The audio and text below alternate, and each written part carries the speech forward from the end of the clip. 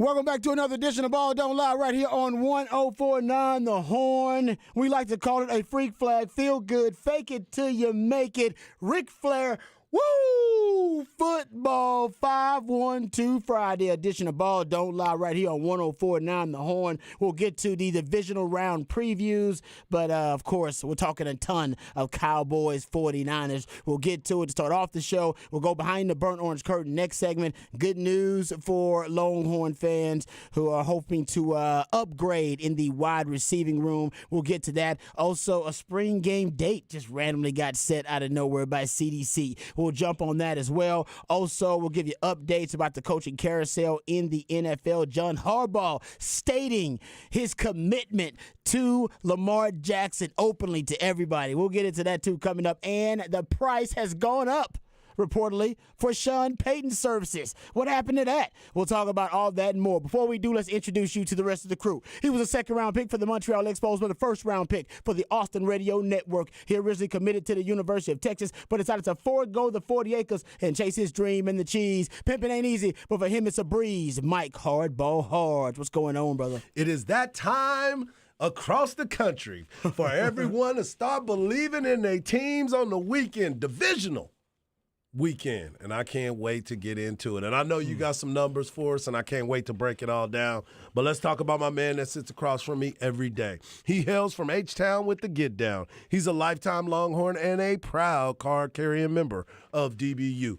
Legendary Longhorn Derek Johnson said he was the best cover corner he had ever seen. He's a former NFL DB that still has that passion for film study, and don't we all love it? But he's not a fan of white condiments, but he is a fan of you, the listeners. He is my man and yours, Rod Babels. I appreciate the intro as always, and let's not waste any time introducing the real MVP. He's one of the hardest working members of the AN family. He's got a hustler spirit, period. We don't know what he's paid, but we do know that he's underpaid. Also, the owner of Lou, the unofficial mascot of Ball Don't Lie, my man Patrick Davis. How you doing, brother? Doing good, doing good. One more day until the weekend. We got about 4 hours to go. Yeah, That's right. I got about 4 hours to go, but it's going to be a fast 4 hours, man. It because is. we're jam-packed, talking a ton of NFL, of course, because we got the divisional round of the playoffs this weekend. So we'll break down every matchup. We'll give our official predictions for every matchup. We'll start off. We'll do that later on, coming up later on in the show, but we'll break down the Cowboys, 49ers, start breaking down the other matchups, the Giants and the Eagles. I think that's a fascinating matchup, too. The deeper I go down that rabbit hole. Yeah, that's a fascinating one. Honestly, they're all fascinating matchups. Honestly, the least fascinating matchup to me is probably the Chiefs and the Jags.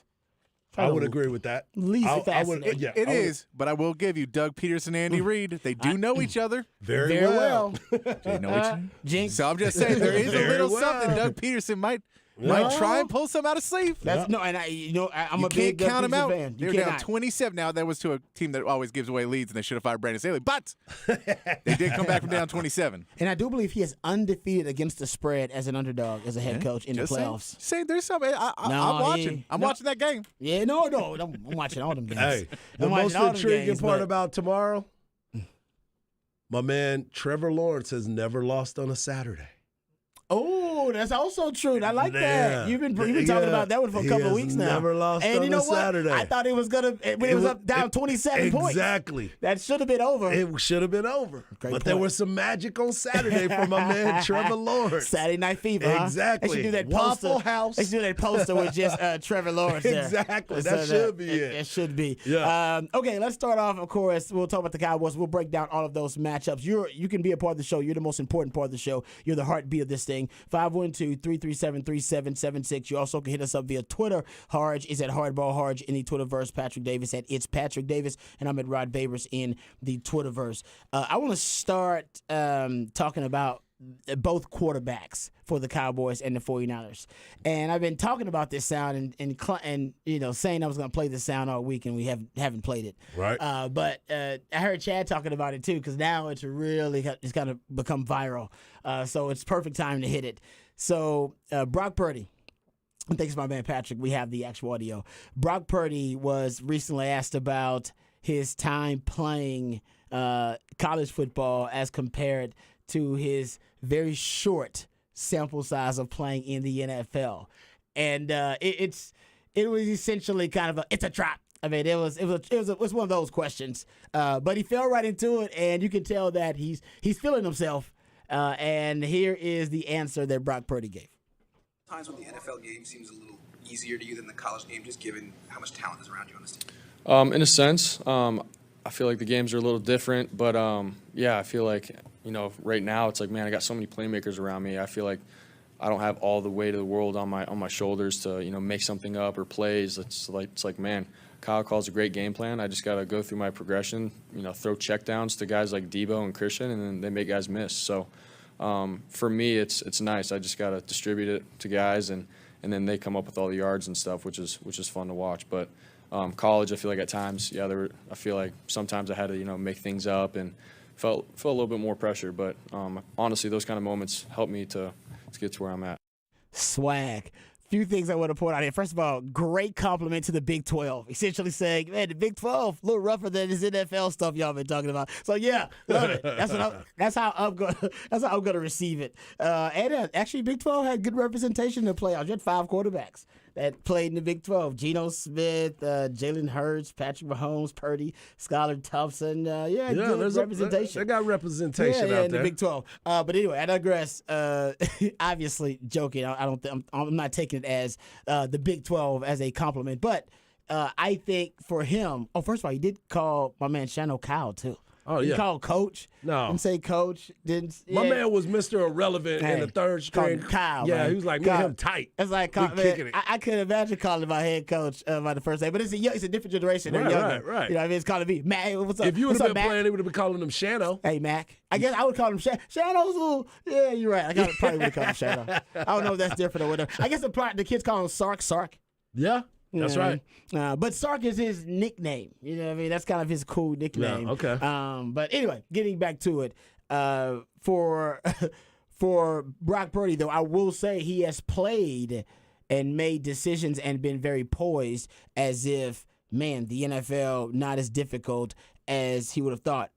A few things. The NFL is a film league, so more film out on Brock Purdy, the more they'll learn his tendencies, weaknesses, and strengths. Very small sample size. But if you're the Dallas Cowboys, in my opinion, this is easily the toughest test that he's faced. For sure. That since he's been a starting quarterback, and he has not faced a team that can put pressure on the opposing quarterback like the Cowboys. Like I said yesterday, you got to make him look like a rookie quarterback. You got to make him look like pump fake Purdy. You can do that and make him look like because I haven't seen pump fake Purdy. Honestly, no. It's very, very rare. I haven't even seen, even on some of his bad plays, I haven't seen pump fake Purdy where pump fake Purdy is high risk, high reward. And oftentimes will panic on plays too. Yep. And will force improvisation. Need him to be that way. Yeah, because he even said that in the audio. He said, "Yeah, I had to be that way." So he would improvise and sometimes almost force the issue. He hasn't had to do that with the 49ers. You got to force that Purdy, which is still in him. You got to force that Purdy out because pro Purdy he's just been immaculate. He's been astounding. He's been outstanding. I mean, there's no other way to put it. And again, you start looking at the defenses that he went up against. None of them are like the Dallas Cowboys. There haven't been a lot of defenses that he's faced that you can go player for player and say, okay, I'll take that guy over this guy within the Dallas Cowboys system versus all the other teams that they played against. But the thing that I'm curious to is the confusion. What are you going to do to confuse this guy? If you have to get pump fake Purdy, as you've been talking about, get him off of his drop back in his first read and see what he does on his second and third read. How are you going to do that? Because those are the types of things that we talked about, and I hate to even compare the two because one is excelling at a very high level and one went through a rough patch, is when you look at what Quinn Ewers went through, where Quinn Ewers started looking at these certain defenses where it was tough for him to read, and when you got him off of that first read, he struggled. He couldn't make that decision right away. So you have to look at it in a bunch of different ways. And for the Dallas Cowboys, the biggest challenge is everyone knows that he's had success. Everyone has been waiting for him to have that moment, and he hasn't. He's been under control. And I think that goes back to your buddy Kyle Shanahan. not putting him in bad situations, making it easy for him to make those reads and letting him know, hey, if this isn't there, look, do your progression quickly, but get the hell out of there because you have that type of ability. Now, the Cowboys have to be able to make that adjustment too because he's been improvising. He knows how to get out of the pocket. He can run the ball a little bit. He's elusive. But you have to make sure that you got him locked down. And if you have to put a spy on him, which I don't think the Cowboys would have to do initially, if you have to put a spy on him, that means you're taking somebody out of coverage as well. That's a chance you got to take. And, man coverage, I think, you're going to see a lot of man coverage. Man coverage and cover 3 pretty much for the Cowboys. I think they'll try to keep a player down in the box as much as possible, one of those safeties to help neutralize the run game for the Cowboys. We can get deeper into the X's and O's a little bit later on in the show. But, yeah, I mean, the Cowboys are built on all the principles that it takes to match up well with this 49ers offense. Yep. They have the number 1 pressure rate in all the NFL.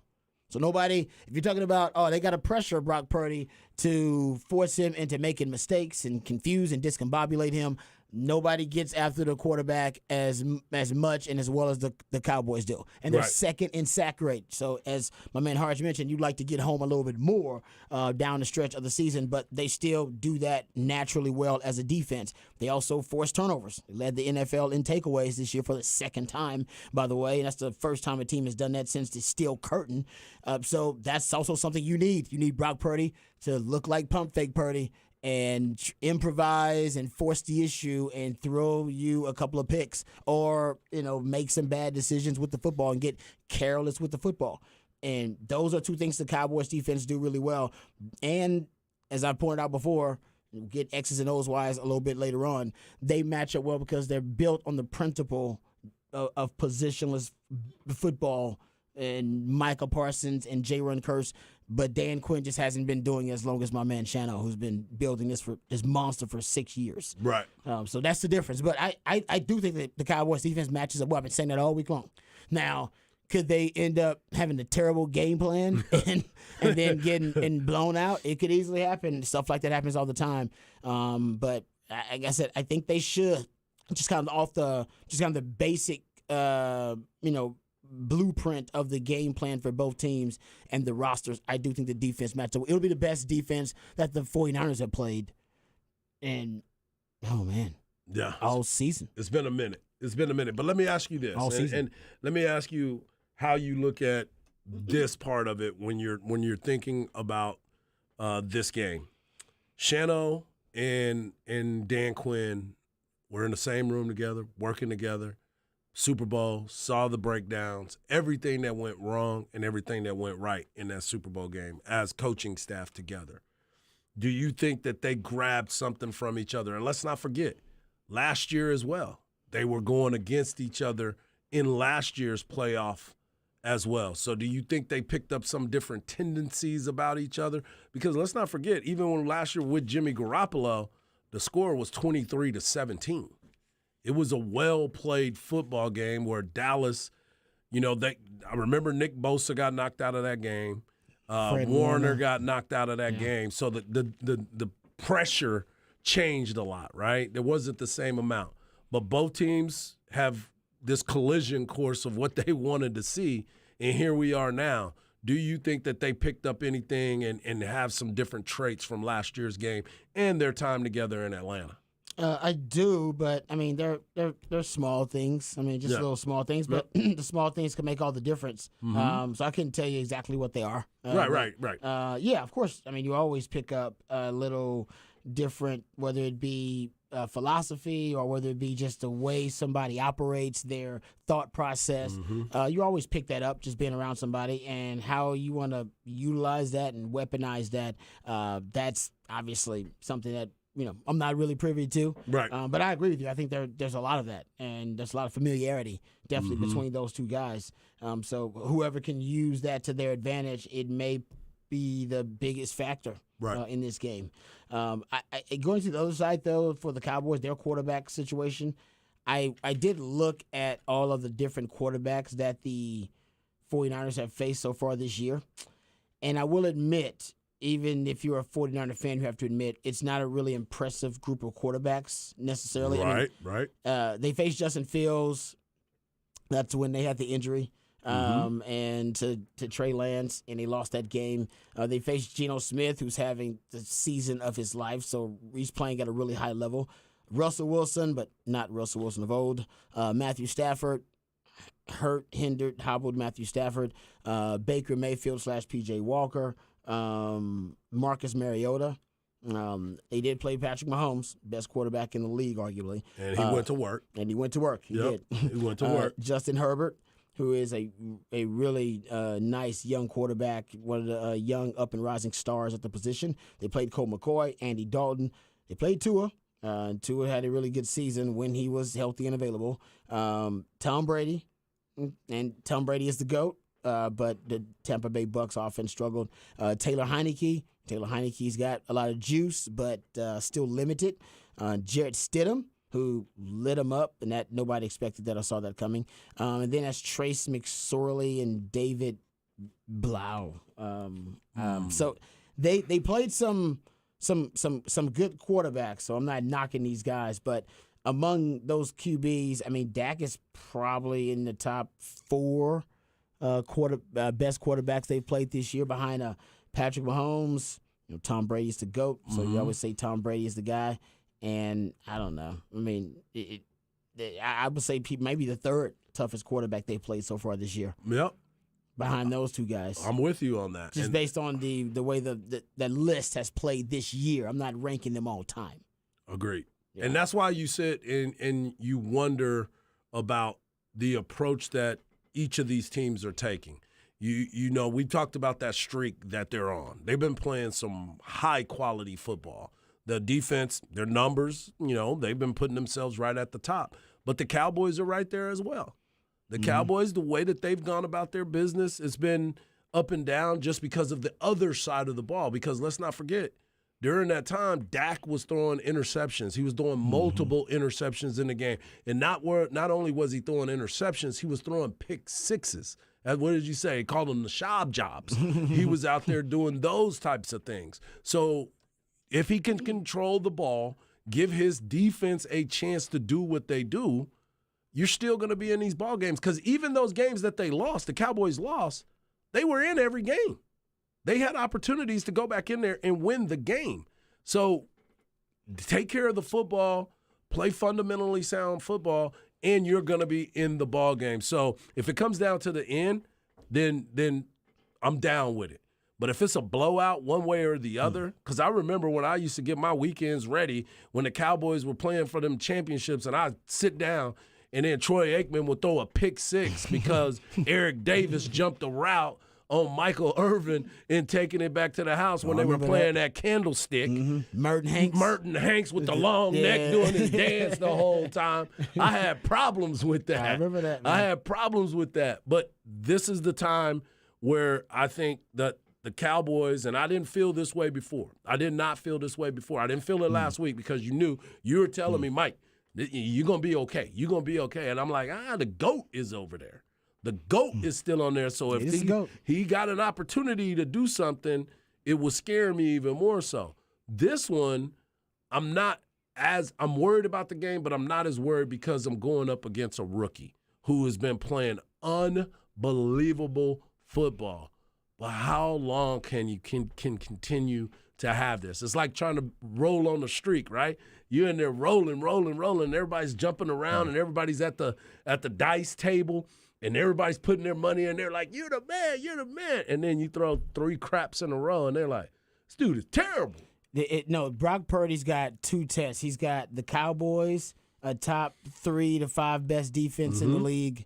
And then if he beats the Cowboys, and let's say he slices and dices up the Cowboys defense, then they'll have the Eagles, who have like 70 sacks on the year. And some people would argue that is the second or the third best defense in the league behind the and like you've talked about, Harch, he faces the 49ers defense just to get the job. Them, so that was the best defense in the league. Right. So I would be ready to go, all right, you know what? It's Purdy's job. After that, if he can lead you to victories and look like a competent quarterback and make plays and improvise and be poised on the biggest stages against the best defenses in the league. Like I said, not include his own, because his own defensive players kept coming out and saying, "Oh no, he's good," because he was slicing us up in practice. Right. Man, no, he's good. We had trouble with him, Right? And so we know everybody else gonna have trouble with him. If he does that, yeah, I guess you start kind of making future plans that Brock Purdy is your guy. Yep. Until then, I just think, hey, Brock Purdy is playing really, really well, playing at a high level, and you ride the high as long as you can. But I'm with you. When is he going to look like a rookie quarterback? Will he ever have the rookie moment? We haven't seen the rookie moment yet.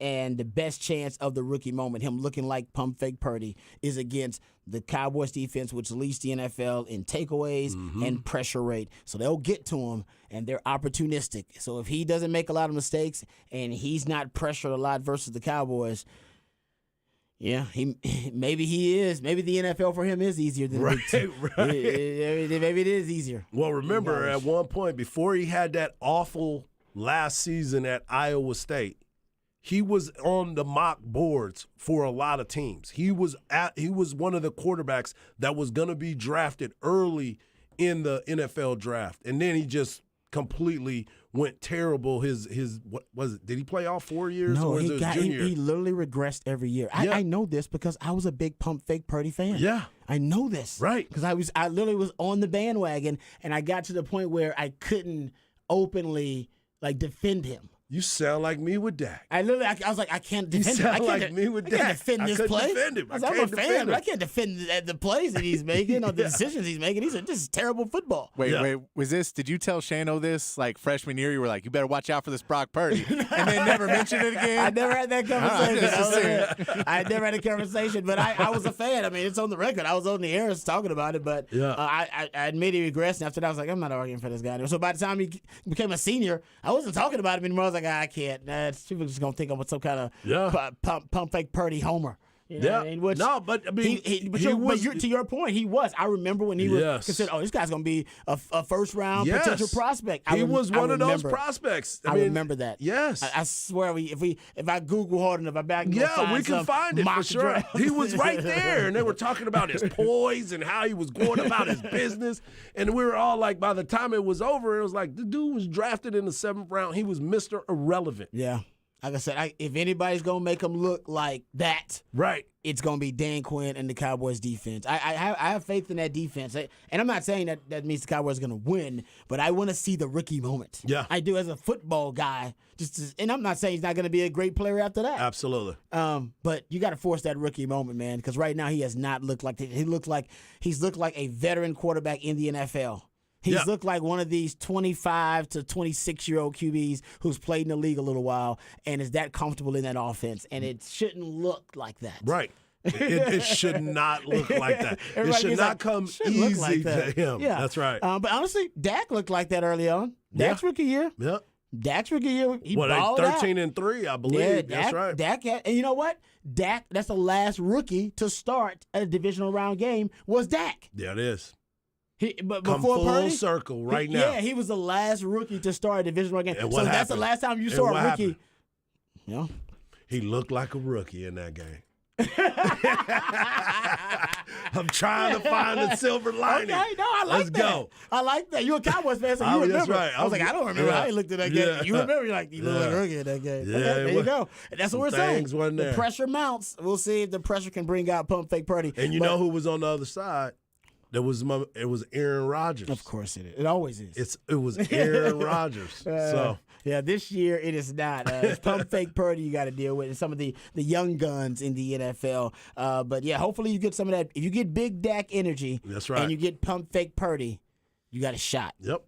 You got a shot. Come on. Yeah, that's what you need, Cowboys fan. You see pump fake Purdy on 49ers side and big Dak energy like you saw versus the Tampa Bay Bucks last week. You get that? Oh, you got a shot because he was in rare form. Yeah, he was. He was in rare form, Yeah, he man. was. He was in rare form, man. All right, we'll talk a lot about the Cowboys, of course. We'll talk more about the divisional round as well and preview all the other matchups. All right, coming back, we'll go behind the burnt orange curtain. Good news for Longhorn fans who want to upgrade the wide receiver room and a date set for the spring game. We'll talk about all that and more right here on Ball Don't Lie 104.9 The Horn.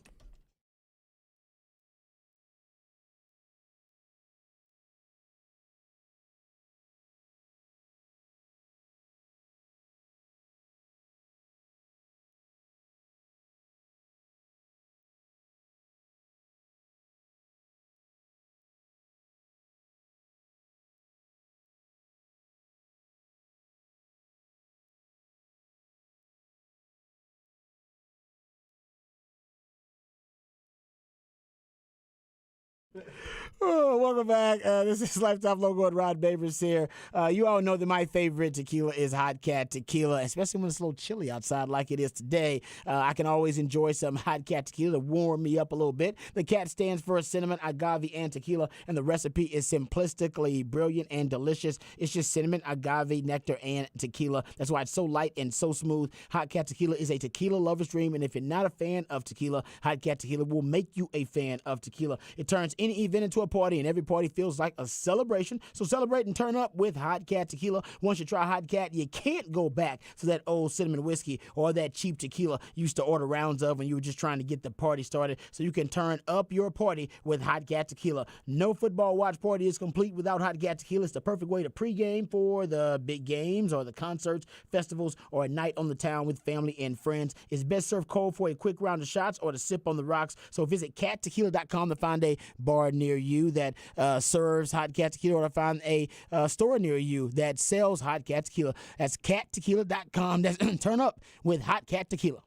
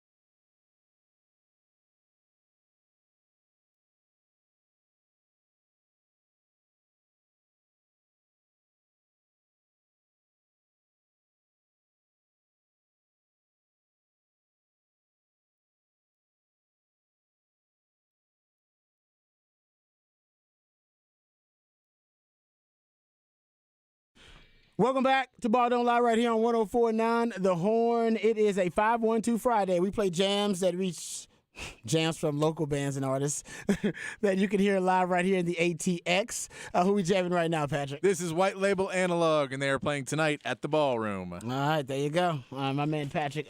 Usually, for those who miss 512 Fridays or miss any of the artists, you get that posted for them at hornfm.com too. So Yes, sir. if you missed any of it, just make sure you go there and check it out. Always it's a great tool to try to find different places to go listen to live music over the weekend, and you can make yourself sound cool with friends. Sure. That's what we trying to do. You're like, oh man, you know what? You can go here to hear this band. Like, man, how do you know about all these bands? Like, man, you know, I'm just out doing my thing. I'm just kicking it. just, You know what I'm saying? I'm just a man about town. Yeah. You know what I'm saying? Meeting people, hugging people, kissing Act like- babies. you know can what act I'm like saying? Harge, you know what I Yeah, mean? yeah. Except you can't wear the hats Harge wears. That's clean. Holla at 'em. Now, Harge, I got to know about this seriously because the hat game. The hat game is strong. It's a Appreciate it. strong hat game. Appreciate it. Obviously, it's something you pay a lot of attention to. You get a lot of compliments on the Specs text line. Our with the man hats. Zay thinks I'm hiding something. That's what Zay always said. Why you always wearing hats? What you trying to hide? I wear hats too all the time, but my hat game is not as strong as your hat game. You're consistent, though. Yeah, your hat game is clean, and it's a lot of variety. Yes. It's a very diverse hat game. Try to make it happen. Do you go to actually a haberdashery? Like a So what I have done recently is whenever I go to New Orleans, whenever I go to New Orleans, do they have lots I of order some hat- hats right there. they got and then hat stores? Yeah. Myers is the place to be. Ah. And so when I get a chance to go to New Orleans, I go in and I talk to the people, look at all the variety of hats. Gotcha. And then I have some that Okay. I'll have them ship me to the house. Okay, yeah, because Yeah, yeah. people give compliments all the time about the different Yeah. hats. The hat game is strong.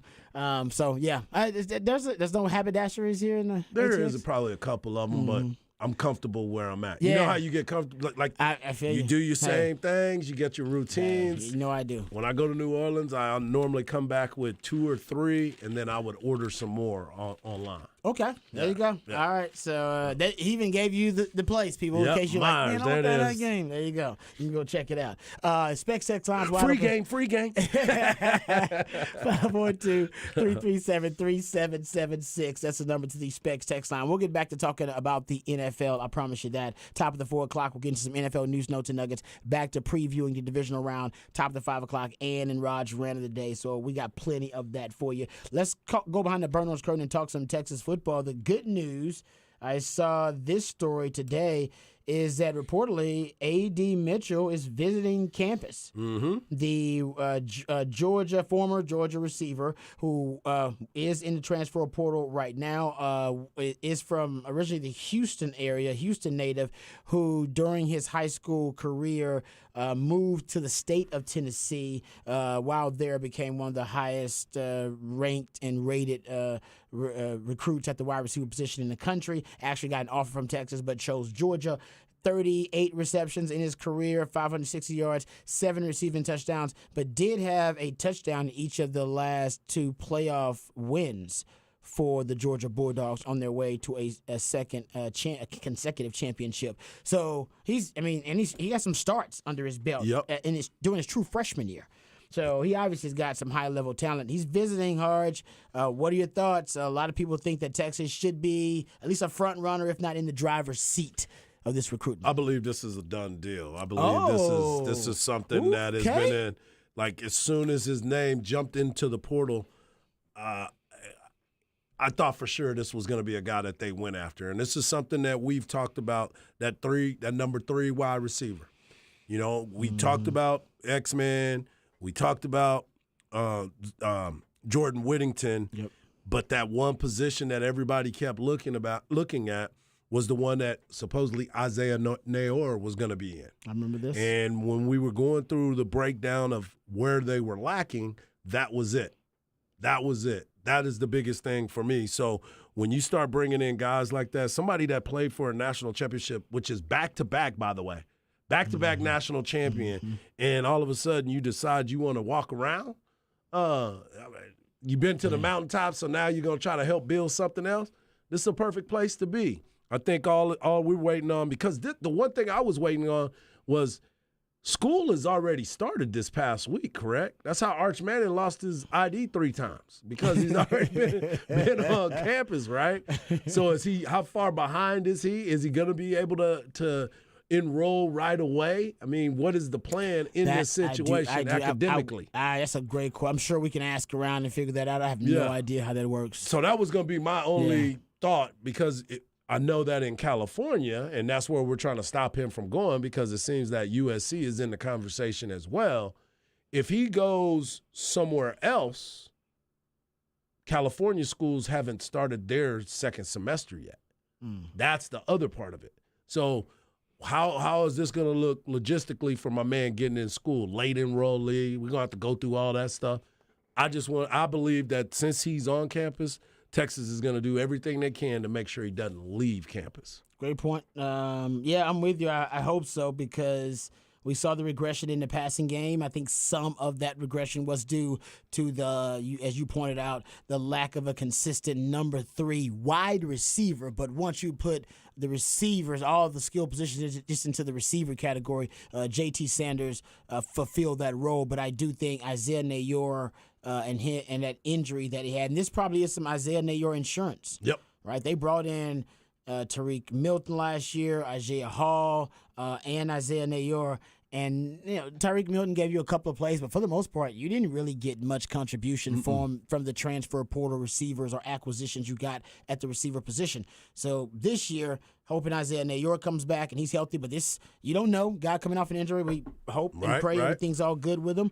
But in case he's not, you bring in another guy with size. And A.D. Mitchell, 6'3", about 195, and also he's a guy maybe that can stretch the field for you, and also be your speed threat down the field. The part of the problem was you tried to give X-Man Xavier Worthy 2 roles last year. He was the deep threat, but also the featured number 1 wide receiver. He regressed trying to fulfill both of those roles. Yeah. I think he'd be better just as your featured number 1 wide receiver. Then you can move him around, do whatever you want to do, and feature him in every different way you want, instead of trying to force feed the football to him deep to try to take the top off of defenses. You don't have to do that if you have a guy naturally that's that guy. Isaiah Nayor was supposed to be that guy. Right. And then when he dropped off, they really never really fulfilled that role that you talked about. I think that was the purpose of the number 3 wide receiver. Jay Witt was going to be your guy that, he was the slot guy. He was going to work the middle. Yep. You know what I mean? That Third down possessions, making sure you get the ball to him. Yeah, RPO guy. That's what he's going to be.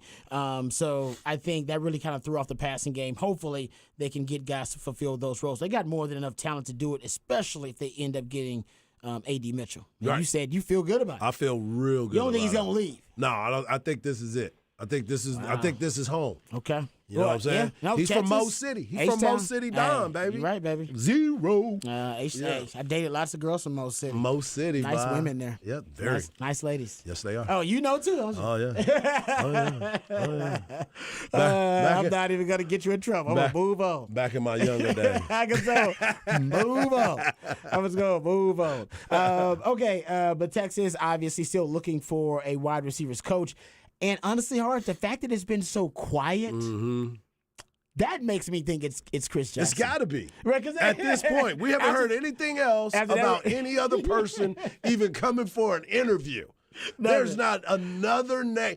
All these sites, great sites that do really good work. Exactly. Investigative reporters. Great on work. every single site. Yes. Not a person has written another article about any other voices that are out there. Crickets. Nothing. Crickets. You're right, man. That's one of the things that we're so lucky. I always say we're really lucky. Yes. Because one of our main jobs is to cover Texas sports, especially the big 3, if you will. Absolutely. And man, we got like 4, 5, 6 good sites, quality sites. And they all dive in. They all do really good work. Yep. And man, you're right. They ain't said a damn thing Nothing. since I think it was Inside Texas with Bobby Burton and in Orange Blood around the same time. They both had reports about Chris Jackson being the guy, and since then, nothing.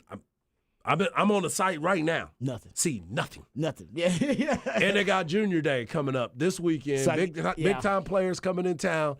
Behind the scenes, they're like this. Got it. Yeah, that's what I'm saying. Just watch that. Hey, watch Jacksonville. Watch this. Watch this. Watch this. Watch Jacksonville. Watch Patrick Mahomes send us our wide receiver coach because they're going to beat him. You want to see a wide receivers coach? You need to look on television this weekend. Exactly. He's going to be playing against Patrick Mahomes. He's going to have a little lapel on there to let you know that it says Texas underneath. He's going to be doing like a secret hand sign to the receivers with a longhorn and hook 'em hand He's sign. going to be going, see you in 2 and 2. Hook 'em, hand sign. Hook, yeah. See you in 2 and 2.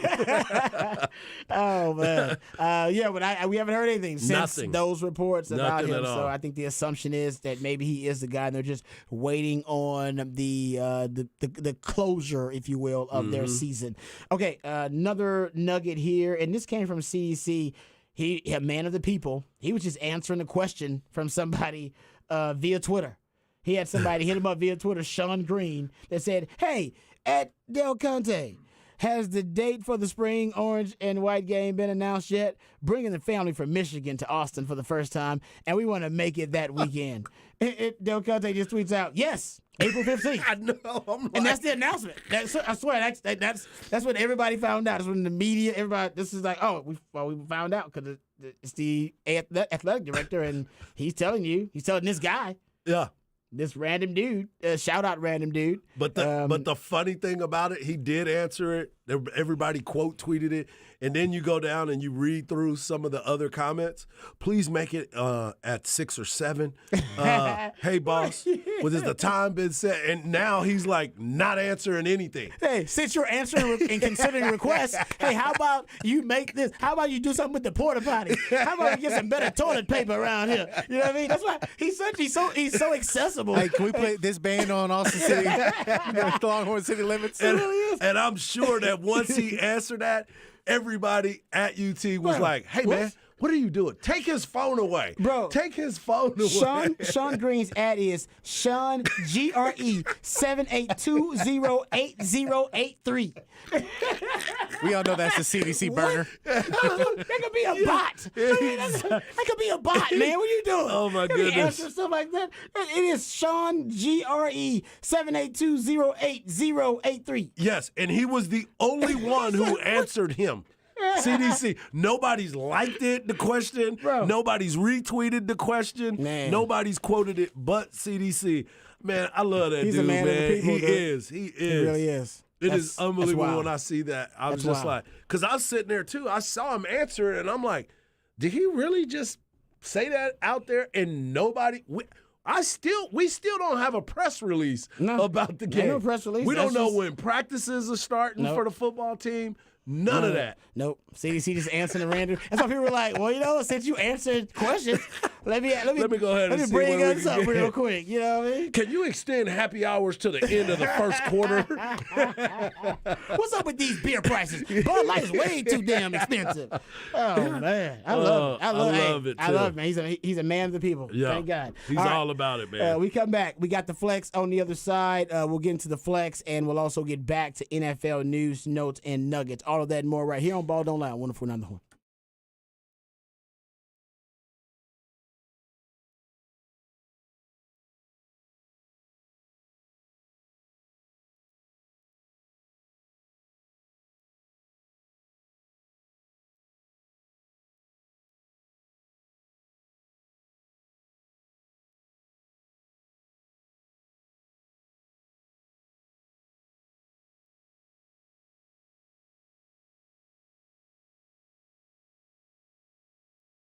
Hey, what's up, folks? Lifetime Logo and Rod Babers here. It is the weekend, and you need to get the weekend started the right way. And the best way to do it is hanging out at Twin Peaks and enjoying their fantastic happy hour. Now, the happy hour happens Monday through Friday. It's not just during the weekend to get the weekend started, but trust me, it's the best way to get the weekend started. 2 to 7 p.m., so you still got a lot of time to enjoy it at the Stassi location, San Marcos location, or the Round Rock location. But it's Monday through Friday, $1 off all wine, liquor, cheap shots, and freezing cold 29-degree draft brews. For me, that's Bud Light, but for you, it can be any other beer that you like to enjoy. But if you also love the appetizer, if you're a ball on the budget like me, $2, $4, and $6 appetizers during happy hour. So get out there to your local Twin Peaks and enjoy it. Also, I love the menu at Twin Peaks, especially their late night menu. It is fantastic, but their lunch menu is great. If you're thinking about a new favorite spot, For lunch, dinner, or those late-night eats, don't forget about Twin Peaks. It's a scratch menu. Every delicious dish on the menu is made from scratch,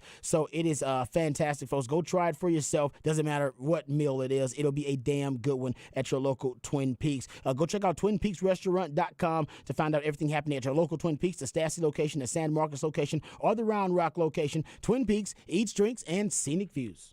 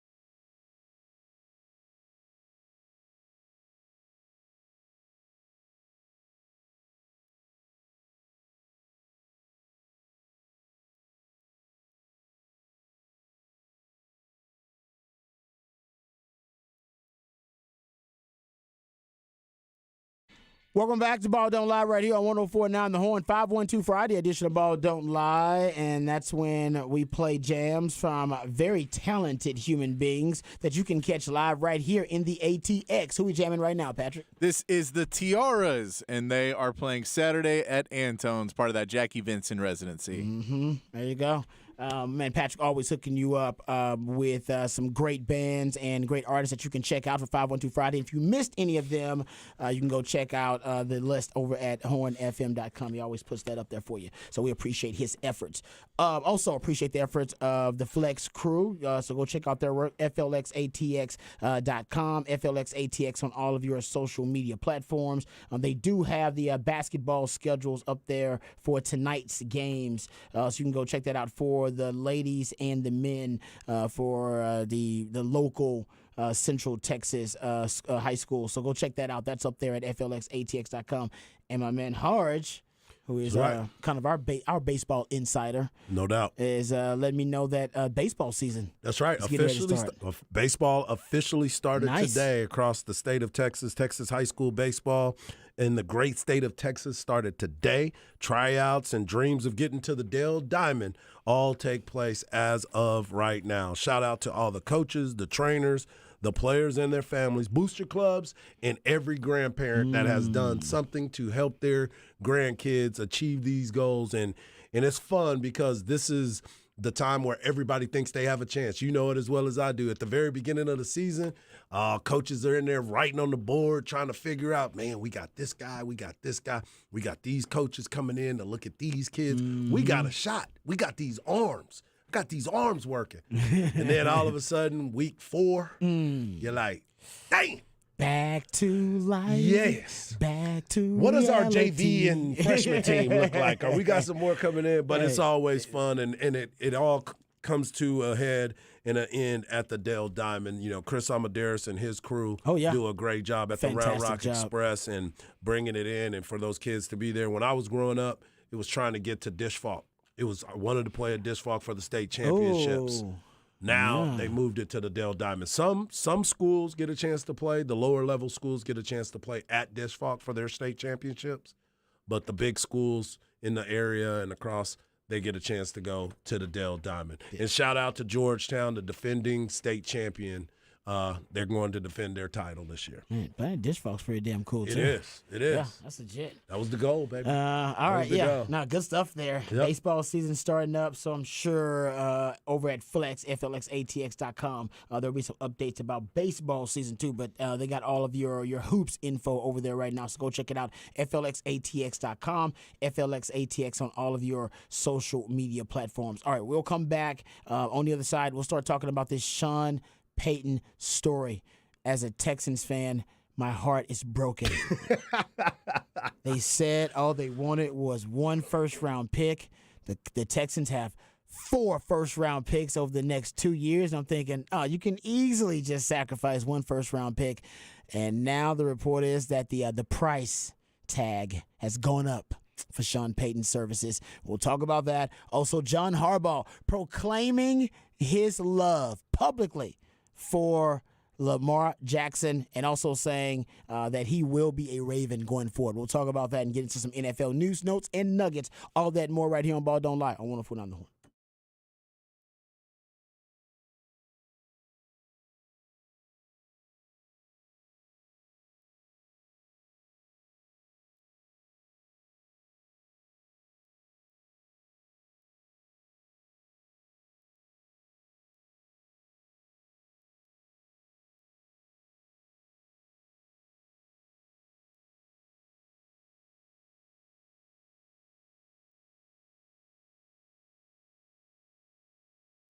Mike Harge here for Allstat Beer. Allstat is born in Fredericksburg, right in the heart of the Texas Hill Country. They have a beautiful state-of-the-art brewery. The brewery prides itself on their award-winning German-style beers. The Great American Beer Festival just awarded Allstat Lager a gold for the 2nd time.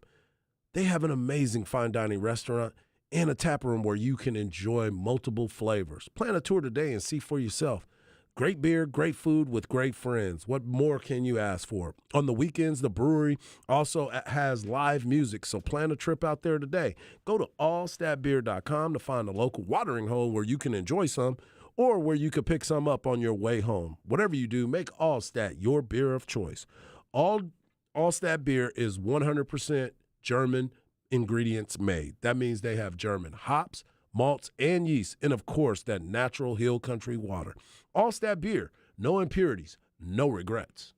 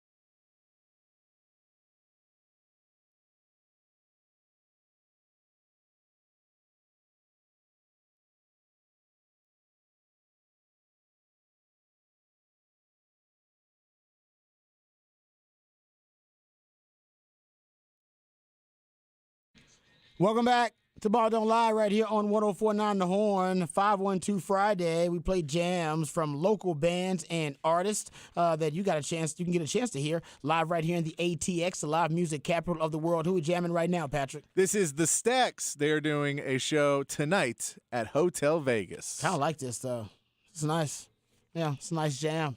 All right, I'm sure I can say that for a lot of the artists that my man Patrick plays. No doubt. You can be a part of the show. 512-337-3776. That's the number to the Specs text line. You also hit us up via Twitter. Harge is at Hardball Harge in the Twitterverse. My man Patrick Davis at It's Patrick Davis. And I am at Rod Babers in the Twitterverse. There are a couple of NFL news notes and nuggets that I want to get to here. And one, I think, will lead us into a conversation talking about the Houston Texans. I saw this story today, and it was a little strange because Sean Payton himself had publicly stated, he was on Colin Cowherd's show, had publicly stated that he believed the price tag for him was just going to be a first-round pick. And I think he even said mid to late first-round pick. Yep. So everybody was thinking, okay, middle, late first-round pick. Everybody was cool with it, right? Cool. You was excited about it, right? Reasonable price tag, baby. I love that. Well, now, according to Jeff Duncan, inflation of NOLA.com, he's reported that the Saints general manager, Mickey Loomis, is coveting a package in the ballpark of what the Oakland Raiders received for the Tampa Bay Bucks in exchange for John Gruden when they traded inflation. Yeah, received from the Bucks, which was they got 2 first-round draft picks as well as 2 second-rounders. Oh, That's it. What? According to Duncan, Payton is though to be seeking a salary in the neighborhood of $20 to $25 million annually. So in addition to giving up 2 first-round picks and more potentially, you also going to have to pay. You got to pay the man. You got to pay Sean Payton $20 to $25 million. And I don't think that's a concern. I think that was expected. But man, the 2 first-round picks now and 2 plus first-round picks. Yeah. First-round picks, 2 first-round picks, and a little bit more, I think is what they're asking. yeah. Inflation. Yeah, I'm not 100% sold on this being completely factual. The last 3 days, there has been a lot of conflicting reports around Sean Payton. Like, you keep hearing different things. I could believe that if the Carolina Panthers called the Saints and wanted Sean Payton, they say, you better pay him $25 million. We want 2 firsts and 2 seconds because you're a divisional rival. I think if most of these other teams do it, because Sean Payton's not going to go. Like, he's just going to go, no, that's a silly price. By the way, Saints, I'm coming back. You got fired Dennis Allen. Yeah. By the way, I'm not re-signing. So in 2 years when I'm a free agent, I'm gone, and you just fired your next coach. I will leave your – like, he has leverage in this as well, Sean Payton does. Oh, I know he has He's leverage. trying to be nice I think and say, I'm going to get you a first-round pick. If you want 2, you're now being greedy, and you're trying to hurt other teams. You're trying to hurt me, and I don't have to do that. I think it's just smart business, though. If you start, and I think what Sean Payton screwed them over. Yep. When Sean Payton went on television and said it's a mid to a late first-round pick, Yeah. he screwed them over. Because everybody knows that there's a starting point in negotiations, and where you start is not usually where you're going to end up compromising. Yeah. All right? You start at a higher end of things, and then you have to compromise, on whatever it is. And that compromise is usually not getting everything you want. So I think because he said middle to a late first rounder, there are teams that are saying, oh, man, we probably can get him for a high second rounder then. Our chart says that a middle to a late first round pick actually equals this, and we can do it with 2 third-round picks. No. So that's why now, because Sean Payton went out there and ran his damn mouth too much with Colin Cowherd, now it's like now we got to say that it's 2 first-round picks and more. So now we can negotiate and bargain down and haggle down to a first-round pick and then maybe a late or a mid-round pick of some kind. So I think this is Sean Payton's fault. Yeah, I can see that. This is Sean Payton's fault, and that's why they got to start. They got to reset the negotiating point. That is very They got to fair. reset it. I also am not sold on the $25 million for Sean Payton's salary. That also is Denver said they were going to pay a coach $20 to $25 million. Carolina can do it. That would make him almost double the second highest paid coach in the NFL history. In Bill Belichick. Bill Belichick makes $12 million a year. Yeah. So it's a pretty gross. Now I could believe to get its entire staff in there, you're going to have to go 20 to 25 million because he's going to want to bring in his own personnel people. He's going to want to bring in his own coordinators, his own coaches. So the whole bill is going to be around there. Yeah. But I don't think it's Sean Payton starting there and then go, Vic Fangio makes another 3, and I want this OC, he makes another 1. And like that, just all those numbers seem like a guy who writes for New Orleans who doesn't want to see him go anywhere. And it seems a little bit more grandiose than every single other report that has been out there. Yeah, what but I'm saying. I think it's coming from sources inside the house. Right. Because I think it benefits Sean Payton for his number as an annual salary to be 20 to 25 million or whatever that's going to be. Yeah. Because then once again, you start high, right? And then you're going to negotiate and compromise down. And the same thing for these draft picks. So I have reason to be that Jeff Duncan's probably just getting this from the Saints and from Sean Payton. And then they're hoping that this is kind of this ends up becoming the new whatever perceived price tag or value of Sean Payton overall. And then it benefits the Saints and it benefits Sean Payton. And they're not gonna get the John Gruden deal. That's not gonna happen. Yeah. 2 first rounders and 2 second rounders. That's greed. That ain't happening. That's greed. Now it did end up resulting in a Super Bowl win for him. Right. Because the Raiders were too stupid to change the hand signals into place after he left. But that's a whole That's other on story. them. That's on a them. whole Yeah. nother story. But they're not getting that. But now they may get a first rounder and a second rounder. So let me ask you this: when you look at how the story is going, and you said it perfectly where it goes, you spoke too soon and you spoke too much because now you've created a bad market for me. You did. So how do you fix this? But the biggest way to go about it is Sean Payton said, "I'll sit out one more year." And that's what Pat And said. not have to, yeah. but I'm saying not have to worry about it. Create this other entity of thought process. But again, to your point, Sean, just be quiet, man. We know Colin Cowherd is your buddy, but sometimes when you're sitting with your friends, you get a little bit too comfortable. Mm-hmm. You partners, and I ask you a question, you're like, yeah, man. I mean, this is what I'm thinking about, and this is. But you said it on live TV. You said it to everybody. You didn't have to say it. Me and you could have had a everybody. conversation in the back room. Yep. But I'm coming out here on the couch with you, and I feel comfortable because you my partner. Probably gave me some of his wine that he got, and hey, sip a little bit of this. We're gonna go on here on TV like Drink Champs, where people just lose their mind and start talking too much. But now you just created a bad process for everybody. Nobody wins in this deal now.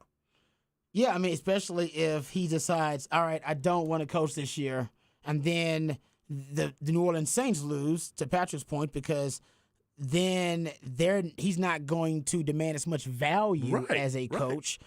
Because teams are going to be like, well, if he's out on this, we have to go in a different direction. But also right now, he seems to be the hottest name of all the coaches. Next round of coaching carousel, we don't know who's going to be the hottest name. Right now, he's the hottest name. Yeah. He will be a hot name. Of course he will. Yeah, he's still going to be But in the right now, mix. he is the guy. Like he is, every one of these teams, they would pay top dollar or whatever they could afford to pay for Sean Payton. And a lot of them, if they had the draft capital, not all of them do, Texans do, they would pay whatever the price tag was there as well. But 2 first rounders, that's a little rich for most teams. Well, here's the other part of it, That's too. a little rich for most Just do teams. like the Texans do. Just hire a guy and fire a guy for one more stopgap for one more year because the price will go down. The price go. Hey, just go ahead, man. We're gonna keep you here. We're gonna pay you this 1 year. This is the other deal. Is every report has said, look, Mickey Loomis is not have the driver's seat as much as he's pretending he does right now. He's coming out and he's trying to make it seem like, oh, we're going to drive a hard bargain. He doesn't have it because technically Sean Payton can walk back and sue the Saints if they do not fire Dennis Allen and reinstate him as head coach. He can go back and go, hey, man, I have a contract to be the head coach of the team. I walked away. I'm coming back. I'm the head coach. Dennis Allen may thank him for it, too. Like, Yeah, he was like, come thank on, man, goodness. please, that's my Can I DC still job. be your DC? But I'm just saying, like, he can do that, and the Saints don't want to do that either because they know he'd be gone in a couple. Like, they don't want that Yeah. either. So it's not They'll that. both be leaving. So they're trying to make a mutually agreeable role. And then I can agree that this is people from the Saints trying to make it look like, hey, man, let's go. We'll be win-win. You're like, no, it's not a win-win because that's a win for you, but it screws Sean Payton because he can't win because y'all going to try and take all his capital, and he can't sign free agents because unless he goes to Denver or Carolina where they have tons of money, he's costing $30 million of cash off the – like you got to write a $30 million check. Yeah. That's a lot of money to write before an offseason where you got to go sign free agents. But but his money doesn't go against anything else. It's not That's a cap, just it's not a straight cap up figure. Yeah. No, it's not a cap figure, but it is a check you got to write. And when you're writing signing bonuses for free agents, because that's how you get big free agents to go to a city like Houston, you're saying that's $100 million offseason. You're ready to write checks You're just for saying 100? for the owner standpoint, you got to have yes. liquid capital ready to go. Yes, and not a all, lot of it to trust a Yeah, guy yeah. that's going to come in. That Sean Payton turned around the Saints franchise. I will give him that. I think he's a great hire. I think there's a price limit that if he wants $25 million a year and 2 firsts, there's not a league in this team that would be smart to do that. He's going to try to reset the market, and he will in terms of annual salary for head coaches, but also in terms of him being traded.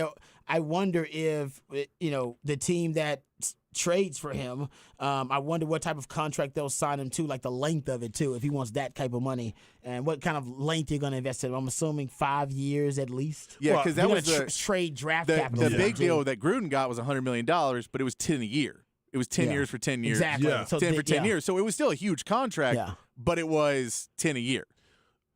Going back to the owners, it's like I told a buddy today. He was talking about this vehicle, and he was like, man, it'll take $100 to fill that thing up. The people that are filling that car up, they ain't worried about $100 to fill it up. That's the same thing with these owners. If I'm writing a check for a coach to be able to do that, I obviously have the money. Like the Carolina Panthers owner is one of the richest people in the world. He ain't worried about writing that check. No, I think some of those other people. No, I think the Panthers and the Broncos can do it. Yeah. I think those are probably the only 2 teams that can do that. Right. And it not affect them. Bottom line wise. Yeah, affect them long term of, Right. hey, man, also we got to make some tough decisions now about who we're going to go after. And we're going to have to sign, we can't do cash over cap at all. Yeah. But that's like if you look at Sean McVay's paid more because he's in L.A. and Stan Kroenke was I have plenty of cash guy. I got so plenty of there's cash. those teams. If he wants to go to one of those, that's fine. But the Texans aren't one of those. I don't think the Texans are. I can but blow. they could break tendency, which is probably what they need to do because what they have been doing right now hasn't been working. So It's like the old George Costanza thing. Maybe you need to do the opposite because whatever you're doing right now hasn't been working, and it hasn't. So do the opposite. You're one of those franchises that didn't want to pay big money for a coach. Maybe this is the time to say, you know what, we're going to pay big money for. But that's the difference. Is I think if it's $20 million and he's making like 18, and then you say, all right, we're going to get the rest, and it's like $23 million I'm showing out this year. That worries me less than he wants 25, and then he wants to bring in Vic Fangio, who's going to be at least $1 million probably as a coordinator. I'm just saying, player personnel is another $800,000. It adds up real quick. That I think at a certain point you go, well, I agreed to pay you. I didn't think that I was going to have to pay $35 million. I mean, that comes with the territory. It Though. does. When you hire a coach, you assume you're going to pay top dollar for the staff. And I also, Pay him in crypto. I'm thinking it's Cal McNair who doesn't. Cal McNair don't think ahead very much. Right. I know. Right. But that's my thing. Like Cal McNair supposedly here, if he is going to hire a Sean Payton, he's going to go over the head of Nick Caserio supposedly. Yeah. And he is going to kind of break tendency and break character, if you will, and just hire a true football man to take over everything, which he hasn't done. His dad did, but not him as the owner. So it's an interesting conversation. I don't know whether the Texans can pay for it. They can pay 2 first-round picks. Yeah, they can. They can offer one from 2022's draft. And one from 23. 23's draft and 24. Yeah. 23 and 24's draft. They can do it because they got 2 in each of those drafts. So it wouldn't hurt them, wouldn't kill them to do it. Right. But that's a lot to give up. And like Patrick mentioned, you want to pay him top dollar to be the highest paid coach in the league. Speaking of money, straight cash, Ravens coach John Harbaugh and their GM for the Ravens, Eric DeCosta, they held the press conference on Thursday. And I guess they wanted to set the record straight on Lamar Jackson. Mm-hmm. In this press conference, there was a wholehearted kind of all-in a comment from John Harbaugh about whether Lamar Jackson was going to be the future quarterback for the Ravens. He said definitively 100%, 200%. Lamar Jackson is our quarterback. He's been our quarterback, and he's going to be our quarterback of the future. And then he wants Lamar back. So that's what John Harbaugh believes. But as you mentioned yesterday, Harge, he ain't the one negotiating this deal. No. Eric DeCosta, who is the GM, is the one negotiating deal. And strangely enough, he said something weird at the press conference. Of course he did. He said something very strange. Some people are not allowed to talk, Rod. Yes, right? Like, yes, that's the point. Just getting yourself in trouble. Exactly. He said, we're excited to start up negotiations with Lamar Jackson. In his introductory remarks, he said that. But then he started talking about it being a challenge because Lamar Jackson represents himself in these negotiations. And DeCosta spoke to the duality of Lamar Jackson and the agent and Lamar Jackson, the player. DeCosta emphasized that he loves Lamar, the player. DeCosta didn't say anything about his feelings toward Lamar. The agent was possibly says maybe it's something in itself. But he also, DeCosta began answering questions about getting a deal done. And he said, quote, it certainly takes two to tango. And he kept making kind of these cryptic comments about just the dealings with Lamar Jackson, who is negotiating his own deal at this time. So here's the one thing that I always look at in these types of situations, because, Rod, you've been through a contract negotiation at the NFL level, but you weren't at the ones negotiating the contract. You had your agent handling that. As somebody who was playing professional baseball, I had an agent that handled that. I always go back to this Marquise Grissom arbitration hearing. Marquise had one of the best seasons he had ever had up until that point. He felt like he deserved X amount of dollars because this is what he put out there. But when you go and you compare it to other quarterback or other center fielders at that time, no matter how much you think they love you, they love the bottom line. And they always will care about that. But your agent shields you from a lot of that conversation. But when you're representing yourself, there's no shield anymore. Now, we can take Richard Sherman. Richard Sherman ended up marketing himself. He ended up negotiating his last contract, and he went through the whole process, which made it, oh, man, I can do that.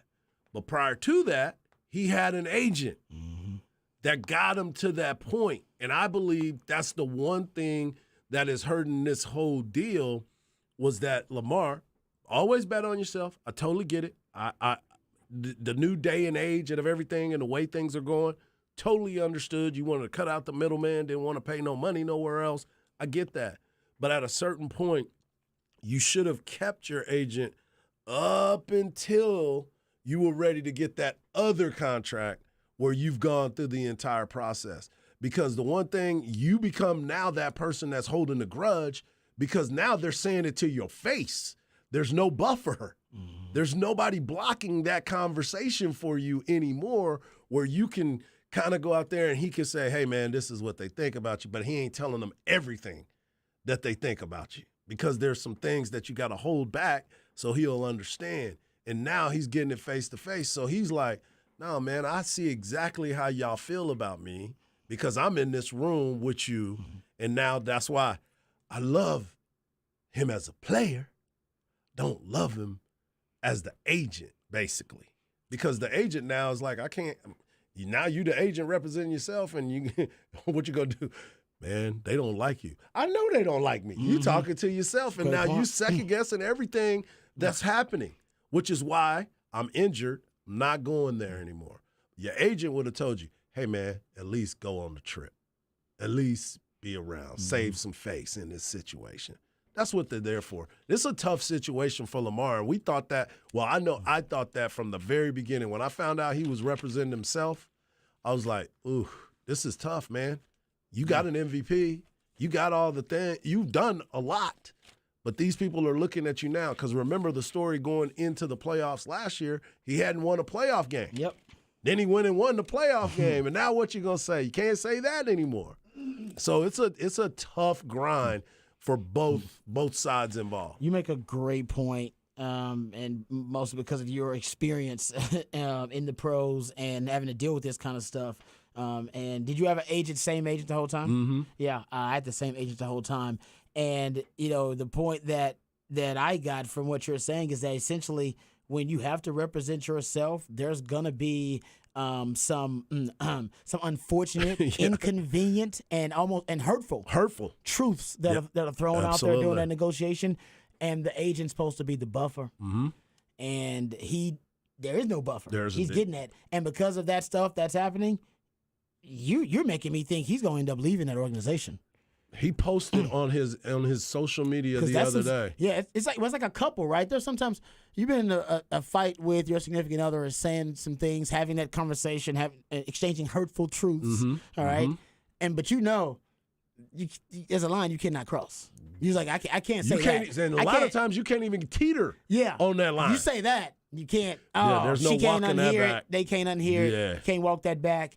That y'all you said you that crossed with the your Rubicon chest. at that point. Yeah, yes, you said that with your y'all chest. are gonna be a different couple after that. For sure. Yeah, y'all will never be the same. Never. And it's possible that happened during these negotiations. That there was something said by them that usually your agent would hear, and then he would soften that message for you. Exactly. But you heard it from the horse's mouth, and you would, okay. That's how you feel, huh? So I'm with you, man. I think you got me thinking that, and I know Pro Football Talk Mike Florio said the Dolphins are keeping up with what's going on because they're watching it closely. I saw him post a picture of him in a Washington Commanders uniform. There you go. Yeah, Lamar posted it. We got a texter here that says, to the greatest sports talk radio station, here's a high take from Hutto. Look for Lamar to the Colts. Think about it. Irsay has to get off the 1 year QB train. He's just the type of guy to get a guaranteed contract. He's just the guy to love the sizzle of the move and a number 4 pick to play with. That's not bad either. That's not a bad look. That's not a bad one either, man. Yep. You know what? He's tired of that one and done situation happening to that quarterback. Yeah, I think there are at least 3 or 4 teams, if we really start thinking about it, 4, maybe more than that. No, I think That the would entire go all NFC South will probably be involved in that conversation because they were the entire one that was involved in Deshaun Watson. Yep. And that's the guy that, for me, all this comes back to is he goes, I want that guaranteed contract. And they say guaranteed contract is a non-starter. A fully guaranteed contract is a non-starter for the Baltimore Ravens. And he says, well, that is where we're starting with me. Yep. It's like, hey, man, that's if you're in a relationship with a girl and he goes, I'll put you on the lease. I'll get married. I'll do that. And he goes, I want joint checking account. He goes, nope. Checking accounts say different. She goes, well, that's a deal breaker. It's a deal breaker. And I feel like they're at that point right now where the Baltimore Ravens have said, you are not getting a fully guaranteed contract. No matter how many times you ask us and no matter how – we'll take the whole season. You come back, you're not getting it. So that's what it seems. Like there's at least something in there that is a non-starter for the Ravens because they keep going, well, it takes 2 and you got to do this. Like I feel like he's negotiating with you, but there's just one part of it where you're not even close. And that's where – and that doesn't normally seem like a $250 million to $300 million. That seems like like guaranteed money. No, I'm with you. I'm starting to feel that way too, and we've never seen it before. And then you don't know how to read and interpret the Greg Roman move, right? Right. Are they moving on from Greg Roman because they're moving on from that offense, which inevitably they means potentially they're moving on from Lamar Jackson because he was perfectly suited for that offense, or do they want to? And this is what John Harbaugh is hinting at. They want to evolve, and so evolving Lamar Jackson's skill set too, because I think there's some football minds out there, execs or whatever, they don't trust dual threat quarterbacks. They just don't. That's in their DNA. Trust, they won't. Yeah. There's something in them that believes, and you know what? There's some stats that only back it up because of the rigid mindset, the rigidity of the mindset about the quarterback position for so long. But there have only been 2 quarterbacks that have rushed for more than 400 yards in their career and won a Super Bowl. Yeah. It's just Russell Wilson and Steve Young. That's it. Yeah. There hadn't been a ton of those guys, really, in kind of the Super Bowl era. So there's still a belief that, those guys, they're too dangerous, and, there's a high risk. They're too exposed. They're going to get hurt, and it's a non-traditional way to try to win a Super Bowl, so they just don't trust it. I compare it to, it's like having a dual-threat quarterback as your franchise quarterback. It's like dating a stripper. It's really exciting. Everybody loves it, but it doesn't often lead to the long-term goal of getting married. It's very rare. I know the guy who dated the stripper then married the stripper. Right. You date the woman who used to be a stripper and then marry her. She's like, oh, I used to be a stripper, now I'm a nurse. Yeah. I used to be a stripper, now now I'm in pharmaceutical sales, whatever it is, right? It's only like 10% of strippers that are actually married. Hard, it's a hard life to be married in. And just like a dual threat quarterback, as we found history will tell you, it's hard to be a Super Bowl winning quarterback and also be a dual threat quarterback. Hasn't happened a ton. There's not a lot of history of that long-term success in meeting that goal. Yeah. That's why there's a little bit of, I think for those guys, there's a little bit of caution when it comes to investing in a quarterback like Lamar Jackson, giving anybody an all-guaranteed contract. No doubt. Yeah. No doubt. That's a risk that you have to look at, and you try to find the reward in it. But right now, there's not a lot of reward when you're representing yourself, and you got to hear those harsh words every single time. But here's the thing that made me think that this thing was over when John Harbaugh said 200% behind him. I believe 200% we can work this out. There's only 100%, bro. There's no 200%. Hey, you give 110. Yeah, no such People thing. have given 110%. It happens all the time. No such People thing. give 110% all the time. I've yet to see that happen. I'm just saying, Yeah. it's a saying. Yeah, it is definitely a saying. Some things just ain't right, dog. All right, what you got coming up on Hard Knock Life? Speaking of 200%, I'm going to talk a little bit about the NFC East and what was the expectations of the NFC East and where we are today. It is a sight to behold because we're not used to being here. You're talking about the most competitive conference in the NFL. And it went from like the worst conference in the NFL to the best. Yeah, it's crazy. We'll talk about that coming up right here on Hard Knock Life on Ball Don't Lie, 104.9 The Horn.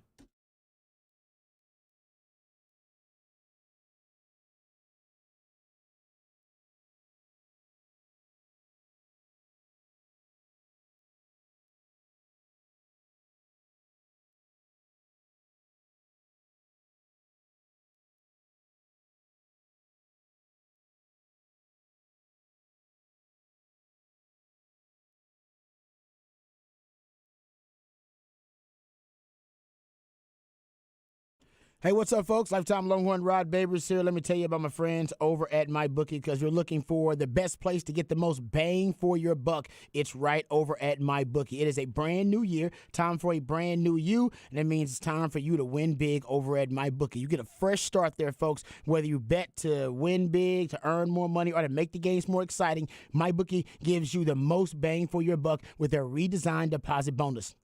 Your favorite athletes are always striving to put themselves in a winning position, and it's about time you did the same with my friends over at MyBookie. NFL playoffs are here, which means it's a great time to cash in on the contenders. The Eagles or the Cowboys could be your favorite to win the Super Bowl. You can bet on the NFL, NCAA, or play for a share of big cash prizes in the weekly blackjack tournaments. Just use the promo code HORN, HORN. That's HORN, HORN, on a deposit of $50 or more to receive a cash bonus instantly to your MyBookie account. Again, that's the promo code HORN, HORN, to claim a brand new deposit bonus designed for bettors looking to cash in and cash out quick. Experience sports in a whole new light and make this brand new year a winning one. Bet anything, anytime, and anywhere. As long as you're betting with MyBookie, you're betting with the best.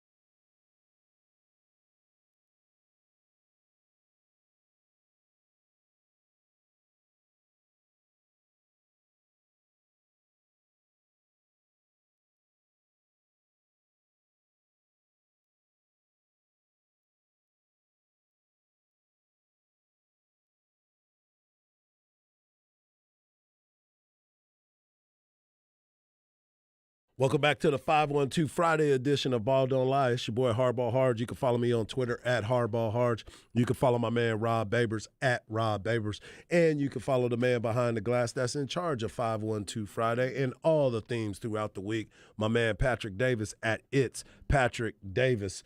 And we love it when you're a part of the show, and we've been seeing you hitting us up on the Specs text line, 512-337-3776. And I wanted to talk a little bit about the NFC East because for a long time, they used to say the NFC least. Well, this season and last season, it started to turn for the better. And before the season, the biggest questions that were out there was, what is going to happen in the NFC East? Are the Dallas Cowboys going to end up faltering? Are they going to get rid of Mike McCarthy, even though Mike McCarthy took them to a 12-win season and a playoff berth, and everybody was still up in arms? I was one of them. I was not happy about it. There were some things that I didn't think he was able to do. And, again, I had to come in here last week and say, he did take us to back-to-back 12-win seasons and got a playoff win, so got to give him some respect, got to put some respect on his name. Mm-hmm. And then you were trying to figure out what was going to happen with the Philadelphia Eagles. Is Jalen Hurts the true quarterback that everyone was looking at? Is he going to be that leader? Well, before he got injured, he was the leader for MVP. His team was playing at a very high level. He was right at the top, right there with Patrick Mahomes as a possible MVP candidate. Then you look at what the Giants were going to do, and you got Daboll coming in, and is he going to be able to turn around this franchise? Danny Dimes, he's just out there. He's a lost cause. He's got them playing in the divisional round again this weekend against Nick Sirianni and Jalen Hurts. Yep. And then the Washington Commanders, they go out and they get Carson Wentz. Is this going to be it for Carson Wentz? We don't know. Going into the season, is he going to be able to right the ship? We know that they've had a tough time over there in Washington. But is this what Ron Rivera, Riverboat Ron, is he going to be able to turn around Carson Wentz? Not only that, Carson Wentz is coming back to the same division, to the same division where he was the leader in the clubhouse for the Philadelphia Eagles until one big Nick Foles came in and took him to the Super Bowl and got a championship. So all those questions were out there leading into the season. Well, as the season kept going along, Jalen Hurts started playing better, kept playing well. Devontae Smith, they made the trade for A.J. Brown coming in. They drafted well, and they were the best team in football. And for a long time, you and I and Patrick kept saying the best team in the NFC is the Philadelphia Eagles. The second best team is the San Francisco 49ers. And the third best team were the Dallas Cowboys. Didn't matter the order. You could flip them around. At times, they would look a little bit better than the others. But Philadelphia stayed undefeated for a very long time. So you had to give them their props. Mm-hmm. You looked at what Mike McCarthy was able to do. You trade away Amari Cooper. We thought that was terrible. Well, Randy Gregory didn't know who was going to be able to cover up that end of it. And then you get rid of Lyle Collins. Yep. And then we're like, what are we going to do to figure out that line of scrimmage? Well, Tyron Smith ends up getting hurt. You draft Tyler Smith. My man Patrick pulled the sound the other day of me losing my mind when they grabbed the wrong Smith. But he's ended up playing unbelievable football for us. I mean, really good. I've been very impressed. You know what else Mike McCarthy did? He shored up the penalties. The Cowboys weren't being penalized near as much as they were before. So there was a lot that has changed. Not only that, he figured out a way to move all the different pieces on the O-line to make it work. Were there some times that we were still questioning him? Absolutely. There was plenty of times that you were going to do that. The one thing we still hadn't figured out, who was going to be that other wide receiver that was going to take Cedric Wilson's spot. We see now Cedric Wilson, when he went to the Dolphins, he wasn't a part of anything that they had success with. He wasn't the Cowboys made him who he was, and he got a chance to go make some money, and that's exactly what he did. And then you tried to figure out, we were talking about Kelvin Joseph. Is he going to be the guy? Well, they've been brought in 4 different defensive backs to be able to replace him, but it seems to have worked. So kudos to Mike McCarthy. Then you look at the Philadelphia Eagles. We just talked about how well they've done, the changes that they made. Even though a lot of people don't like Nick Sirianni, I was one of those. He's a little bit too much for me, a little too much rah-rah. But he's made it work. He's made it work, and those guys play hard for them. But the NFC East got better. They got stronger, and people didn't want any of that smoke from the NFC East. And then again, we go back to what we were saying with the Giants. The biggest thing that I was worried about was if Saquon is healthy, is Danny Dimes going to be able to take care of the football? Both of those things came true. He took care of the football. He looked like he matured and played a lot calmer. Even without number 1 wide receivers, you talked about that a little bit yesterday, Rod, about how many players were missing from them. They've got a practice squad player that they just picked up that was their leading receiver last week in a big game, in a playoff game. So for them to go out there and make that change after they had to deal with Joe Judge as their Judge. Do you remember when Judge took the first job and he had them running laps? He had them run ups and doing push-ups for their mistakes. It's like, dude, you're coaching in the NFL. These dudes are making way more money than you. They want you to treat them like men, not as childs. And now he's over there dealing with the same thing with Belichick over in New England. We don't know if he's calling plays. We have no idea what's happening. And I don't know who's doing their special teams either. You still trying to figure that out. But as the season went on, you saw the Washington Commanders, and the main thing about it is you start looking at who they were at the beginning. They made the change, and they were in the playoff hunt to the very last game. Every team in the division was above 500 or at 500. The division went 43-25-1. That's amazing. As a division. And now you have 3 teams from the NFC East that are playing on a divisional weekend. And one of them's going to get knocked out, and they have a possibility of playing. Well, 2 of them may get knocked out. We don't hope it happens like that. But at the end, you could have it. You're definitely going to have an NFC East representative playing in the championship game to represent the NFC in the Super Bowl. And you may end up having 2 of them if everything goes right this weekend to be playing for a chance to play in the Super Bowl. Last year, you had San Francisco playing L.A. Rams for that chance to go, which was cool. And the NFC West that's where they were. But this time, you have a chance for the NFC East to represent the NFC in the Super Bowl. So it's been an intriguing year for the NFC East because for a long time, we all know that the record was 8-8. If you went 8-8, you can have a chance to win the division. And we also know that you also had alternating champions every single year. But this year, we had double-digit winners. Everybody was in there making their deal. So I truly believe that this has been one of the best years for the NFC East in a very long time. And I'm hoping with Dak Prescott still being the quarterbacks, it looked like Danny Dimes is still going to be there. And it also looks like Jalen Hurts has secured himself as the number 1 starter, that this could be something that we're going to see all the time. I'm excited about it. I'm really looking forward to the divisional weekend and seeing how all of these teams kind of figure out who's going to be the representative. So I think it was a really cool thing for them, especially coming into the season where nobody thought the NFC was going to have any success. No, you're right about that. Everybody was down on the NFC this year, and turns out ends up being the most competitive conference and one of the most competitive most competitive divisions in the history of the NFL. So that's crazy. And the most competitive year the NFL has ever had.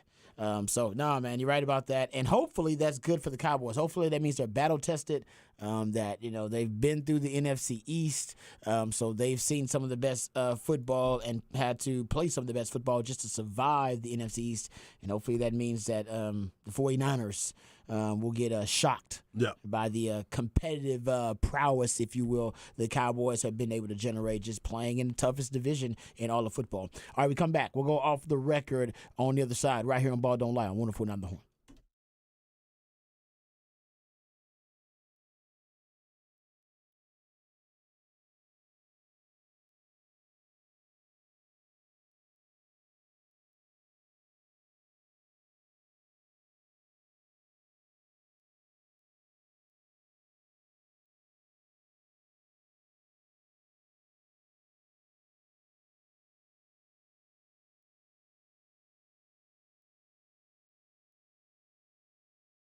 Hey, what's up, folks? Lifetime Longhorn Rod Babers here. We know that Austin is an amazing city, thanks in no small part to our good friends over at Ironworkers Local 482. They've been helping shape Greater Austin since 1935, and as the city continues to grow and thrive, so does Ironworkers Local Union 482. They've been helping shape this city for a long time. You see the labors of their love all over this great city and iconic landmarks like DKR Stadium and the Pennybacker Bridge. The Ironworkers Local 482 don't go to the office, they build it. So if you're looking for an exciting new career, you can become a member of Ironworkers Local 482 and accept the challenge of becoming the best version of yourself while helping shape Austin's economic development. If you're frustrated with your work choices and you just want a change in your career, Ironworkers Local Union 482 are hiring 3,000 people right now for a huge project. So become a member of Ironworkers Local 482 and take pride in the type of teamwork and craftsmanship that help shape the future of this great city. Maximize your potential and be your best self today by applying at ironworkers482.org. That's ironworkers482.org.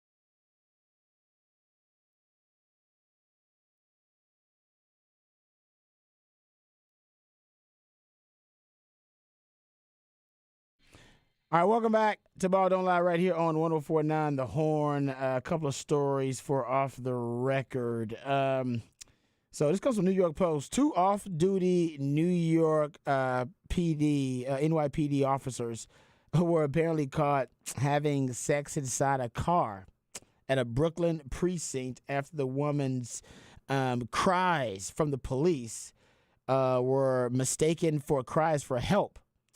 And so residents nearby called 911.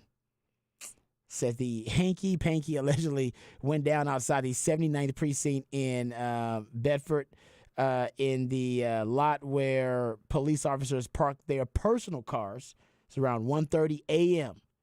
According to the 911 report. The concerned caller told police he hears a woman screaming in a parking lot where the vehicles are at.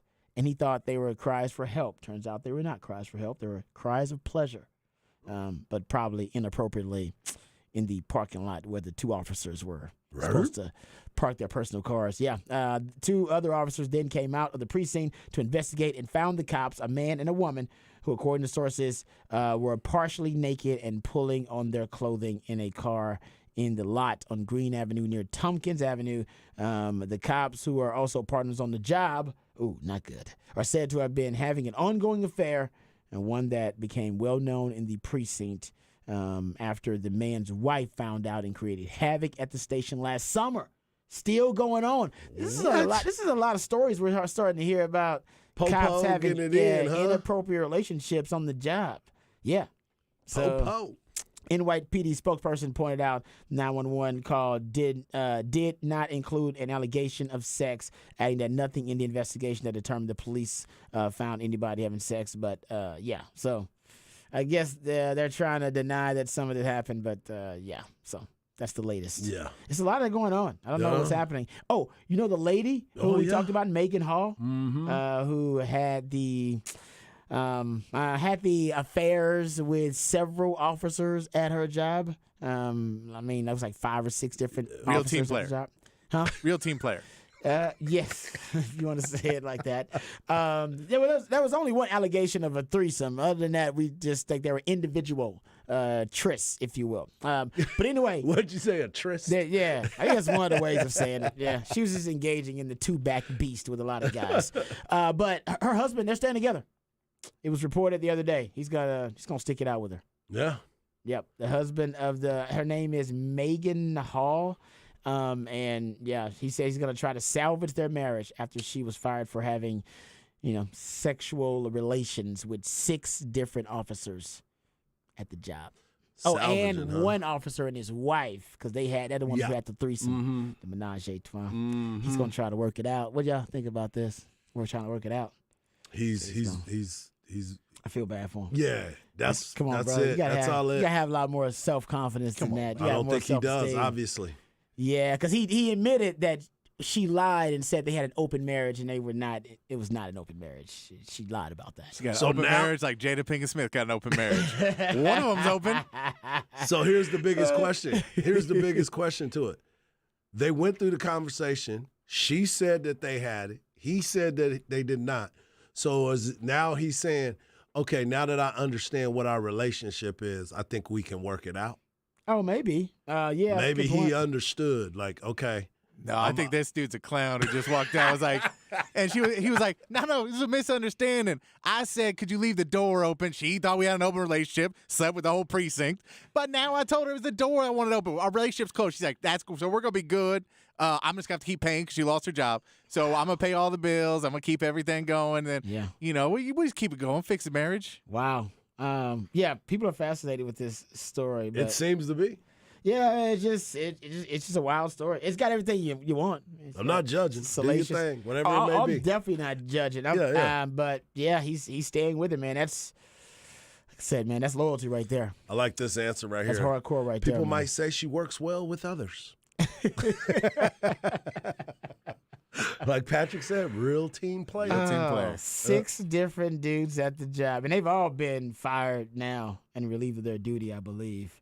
But because remember, I think it's strict. The reason why they got let go because I think they were having that on the clock, Yes. kind of like what you Yeah, just reported it was- to us a little while ago. Yeah, no doubt. And they were sending inappropriate texts and messages like on company email Yeah. with company phones and stuff too, which Yeah. you can't do that either. Can't do that. Yeah, if you want to engage in some wild sexual conduct, as long as it's consensual, Yep. let's get it going. Good for you. Get where you need to be. Yeah, as long as it's consensual and Yep. all parties consent and y'all are of age and you're adult and mature enough to handle it, then go right ahead. Do the damn thing. But yeah, you should. If you're married, your partner should know if you're doing that kind of stuff. Come on, man.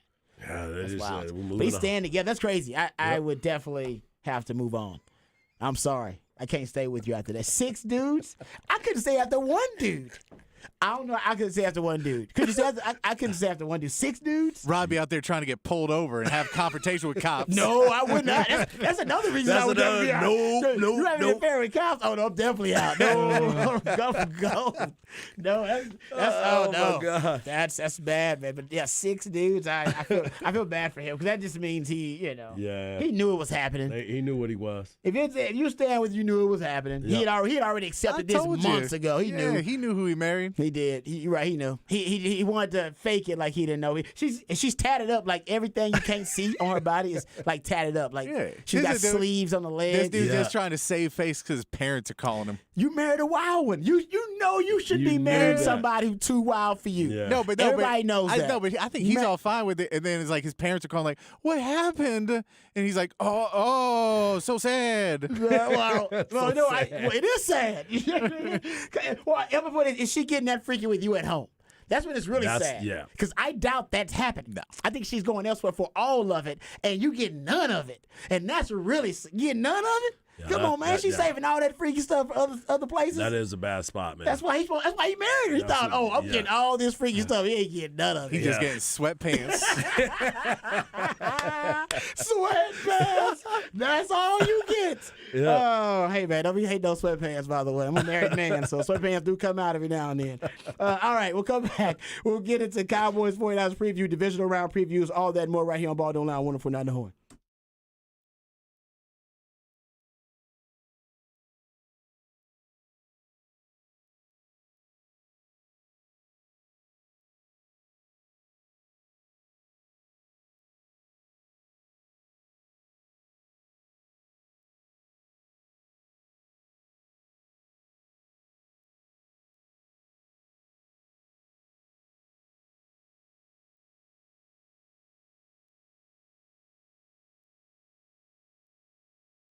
It's your boy Hardball Hard Chair, and I want to talk to you about Allstat beer. Allstat is true German beer made with 100% true German ingredients. It's brewed right here in the Texas Hill Country, right up the road in Fredericksburg, Texas, at the Allstat Brewery, right off of 290. They have a beautiful state-of-the-art brewery. The brewery prides itself on their award-winning German-style beers. The Great American Beer Festival just awarded the Allstat Lager a gold medal for the second time. They have an amazing fine dining restaurant and a tap room where you can try more flavors. Plan a tour today and see for yourself. Enjoy some great beer with some great food, and of course, bring some great friends. On the weekend, the brewery also has live music, so make sure you plan a trip today. Go to allstatbeer.com to find a local watering hole where you can enjoy some or where you can pick some up on your way home. No matter what you do, make Allstat your beer of choice. Allstat beer is made with 100% true German ingredients. That means German hops, malts, and yeast, and of course, that natural Hill Country water. Allstat beer, no impurities, no regrets.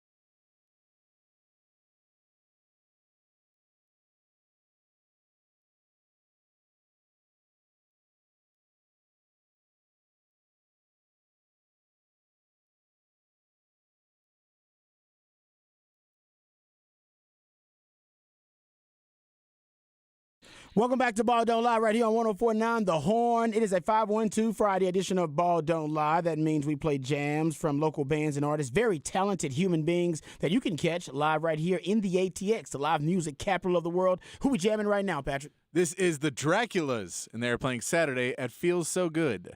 Draculas. Okay, now I just got to ask now, if they're the Draculas, does that carry out on stage with the costume and dress? Are not they Draculas? really. They're not. They do. Okay. They do dress Okay. kind of. I don't want to say gothy, but it's kind of like new wave goth kind of. Okay. All right. But they don't go overboard with the Dracula. No. They are thing. not. They are not Okay. straight dressed as vampires. All right, there you go. All right, just want to make sure of that. Okay. I just wanted to make sure, but I like the name, though. I like that. The Draculas, man. That's cool. Okay, you can always be a part of the show. Hit us up on the Specs text line. That's the best way to do it. 512-337-3776. You also can hit us up via Twitter. Hardball Harge is at Hardball Harge in the Twitterverse. My man Patrick Davis at It's Patrick Davis in the Twitterverse. And I'm at Rod Babers in the Twitterverse. All right, we'll get back to the Cowboys. I promise you. We've been breaking it down. And Raj Ram today also devoted to Cowboys, so don't worry. We got you covered there. Let's hit some of the other big matchups here, gentlemen, over the weekend that we have not gotten a chance to break down. What do you think is Harge, I'll start with you. What do you think is the most intriguing matchup to you? What matchup do you believe is going to be, hell, it might be the Cowboys 49ers, aside from that one. The most competitive matchup. Well, to me personally, I believe that the game between the Giants and the Philadelphia Eagles, and the reason why I believe that it's going to be so intriguing is because it's a divisional game. I just talked about it in my Hard Knocks Live. Yep. These guys know each other. They know everything about each other. Although it's new coaching staffs and things like that, but it's a divisional game. Everybody understands what's on the line. And I strongly believe that the run defense for Philadelphia has not been playing at a very high level lately. Mm-hmm. And I love the way that Saquon Barkley has been playing. He's been on, His legs are going to play a major, major part of the success or the failures of this playoff run right now.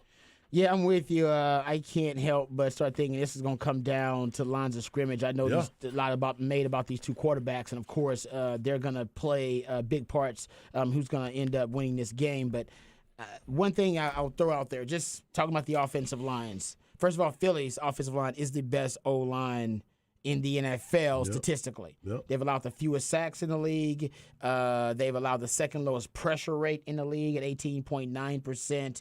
And they're averaging 1.8 yards before contact per rush. So, I mean, it's a really impressive group. But on the flip side of that, nobody's paying attention to how dominant Dexter Lawrence has been. Dexter Lawrence is maybe one of the most dominant interior D linemen in the league right now. He's got, how about this? I'll give you a little number. He's got 63 total pressures according to Pro Football Focus. He's got 29 pressures from the zero technique. For those who don't know what the zero technique is, right over the center, your head up over the center. He's got 29 pressures from the zero technique. Yeah. You're not supposed to be applying pressure at the zero technique. You're just there to absorb blockers pretty much.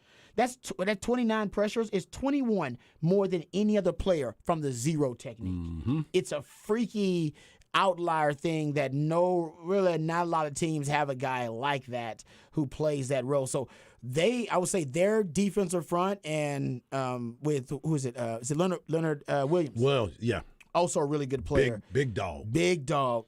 So that to me is going to be a hell of a matchup, man. That defensive front for the Giants versus the Philadelphia Eagles offensive line, which is supposed to be the best in the league. But right now, Dexter Lawrence and that group playing like one of the best groups in the league. Yeah.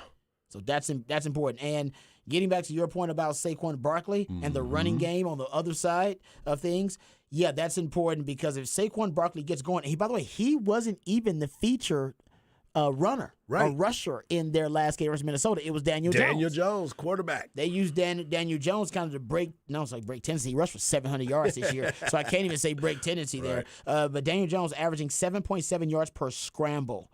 And that's what – and Brian Daboll's done a brilliant job with Daniel Jones. And he did the same thing with Josh Allen. And Josh Allen has regressed just a little bit when it comes to taking care of the football since Daboll left.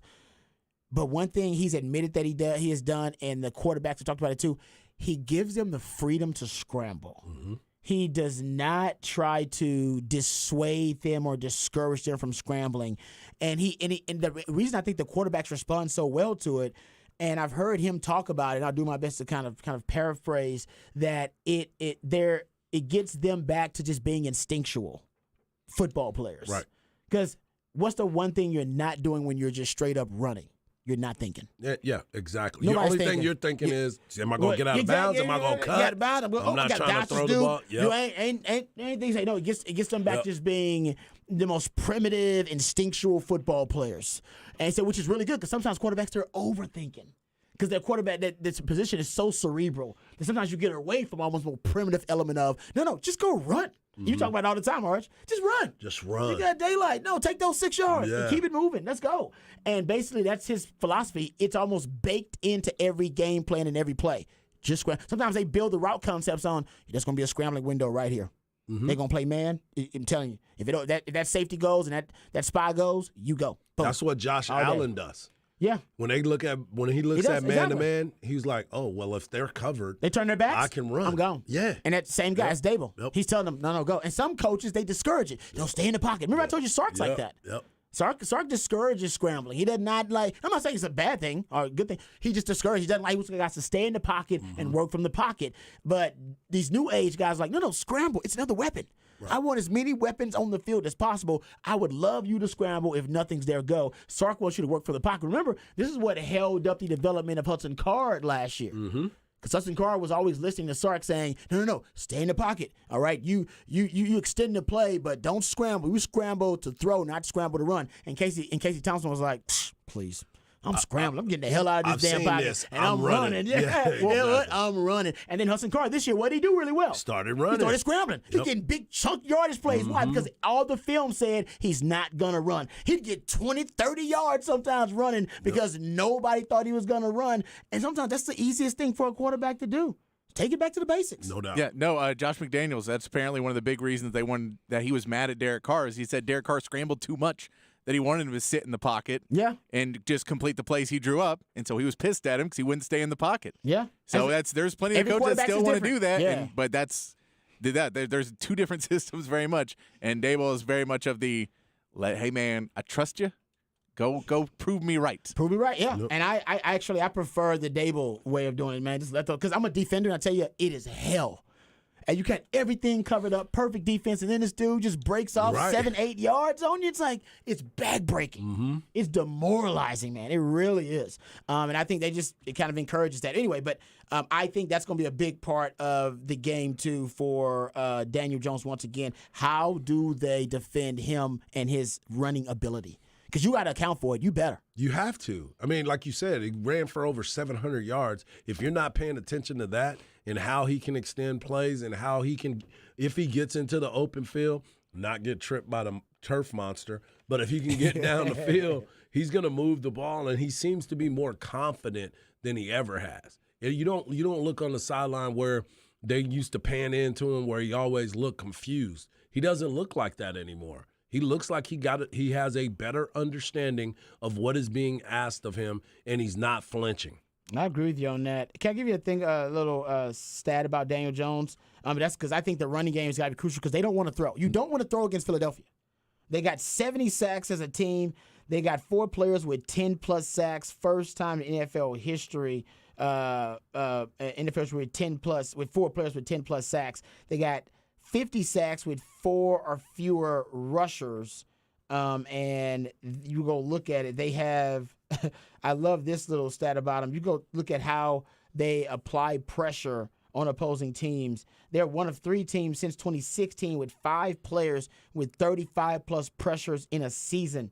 You got to go back to Tampa Bay in 2019 and Philly in 2017. So their 70 sacks is the 3rd most in history. You don't want to deal with them in predictable passing situations. So going back to your point about Saquon Barkley and Daniel Jones running the rock, that's exactly what they want. Because one thing Daniel Jones doesn't do well is throw the football downfield. You look at completions of 20-plus yards, air yards through the air in 2022. He's got 10 total the entire season. Josh Allen had 5. versus Miami alone. Right? So if he got to throw the football downfield, that's not necessarily his strength. So yeah, control the line of scrimmage and control the run. That's their best chance to be successful versus. And you keep the clock running. Yep. You keep the clock running when you can do that. And that's what I keep saying the entire time.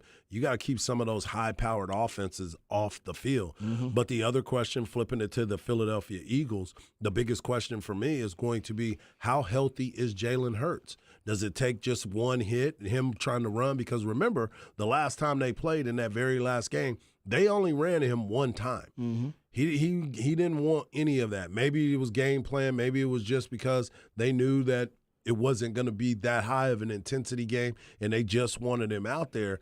Well, now he's had all this time to rehab. They said that he was a full go and he's throwing the ball well, but it's all good when you're bringing out a report.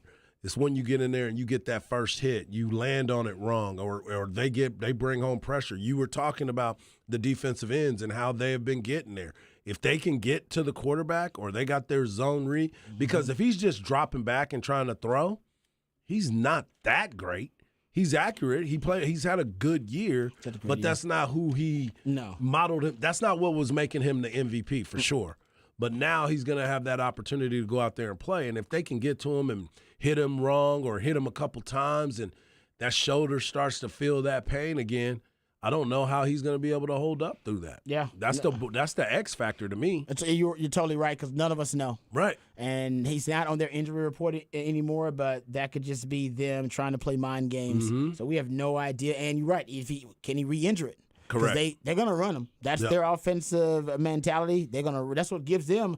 Really, it's kind of what separates them from everybody is that Jalen Hurts is such an elite runner, but he's been a great decision maker this year from the pocket as well. So I think he's okay. I think he's fine. He got a lot of rest at the end of the season. They were playing Gardner Minshew, and he got the rest till the bye week. So I'm assuming that Jalen Hurts is going to be perfectly fine for that game, and I think that's what gives them the edge ultimately. So I'm picking Philadelphia. I'm a Jalen Hurts fan. I thought the way he's handled his career thus far, going from Alabama to where he is now, and now getting the opportunity, and he would have been the MVP had he not gotten hurt. I mean, Patrick Mahomes has done great things, but we expected that from Patrick Mahomes. We did not expect this from Jalen Hurts. I'm just curious to see how he comes out, and that ball is zipping out of his hand like it was earlier in the year, and he was getting it to Devontae Smith and A.J. Brown and being able to look like that quarterback. This could be a long day for the Giants, but I'm picking the Giants, actually. Ooh, nice. I like that. I'm picking the Giants, Good for actually. you. Yeah, I mean, there is something to be said of this is like the Eagles haven't played a real game, Meaningful. like where with Minshew's out and Minshew's in and they're not playing well. Then they play a game where the Giants sit everybody in that last game of the season. It's true. So that's not really – and then you have a bye week, and now you got to come back and play a team that's red hot, and you just kind of been coasting for the last 5 weeks. It's hard to get it going again. So there will be some worries if the Eagles don't get it going in that second quarter like they're known to do, and if they're not able to kick it into that gear they've been able to kick it into early, are they going to be able to do it in the second half?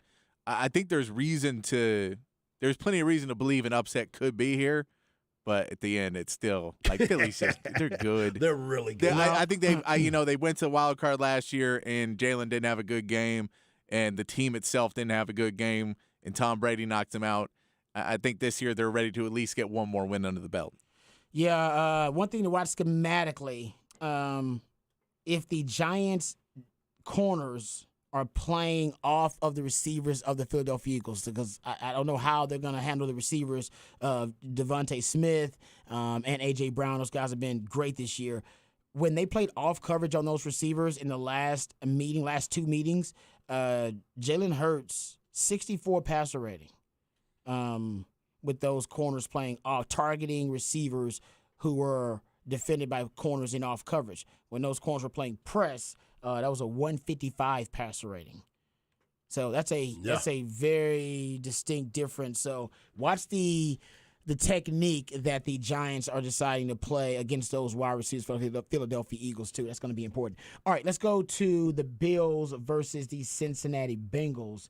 This is going to be a really exciting matchup, man. It could end up being really high scoring too, even though you do got two really good defenses.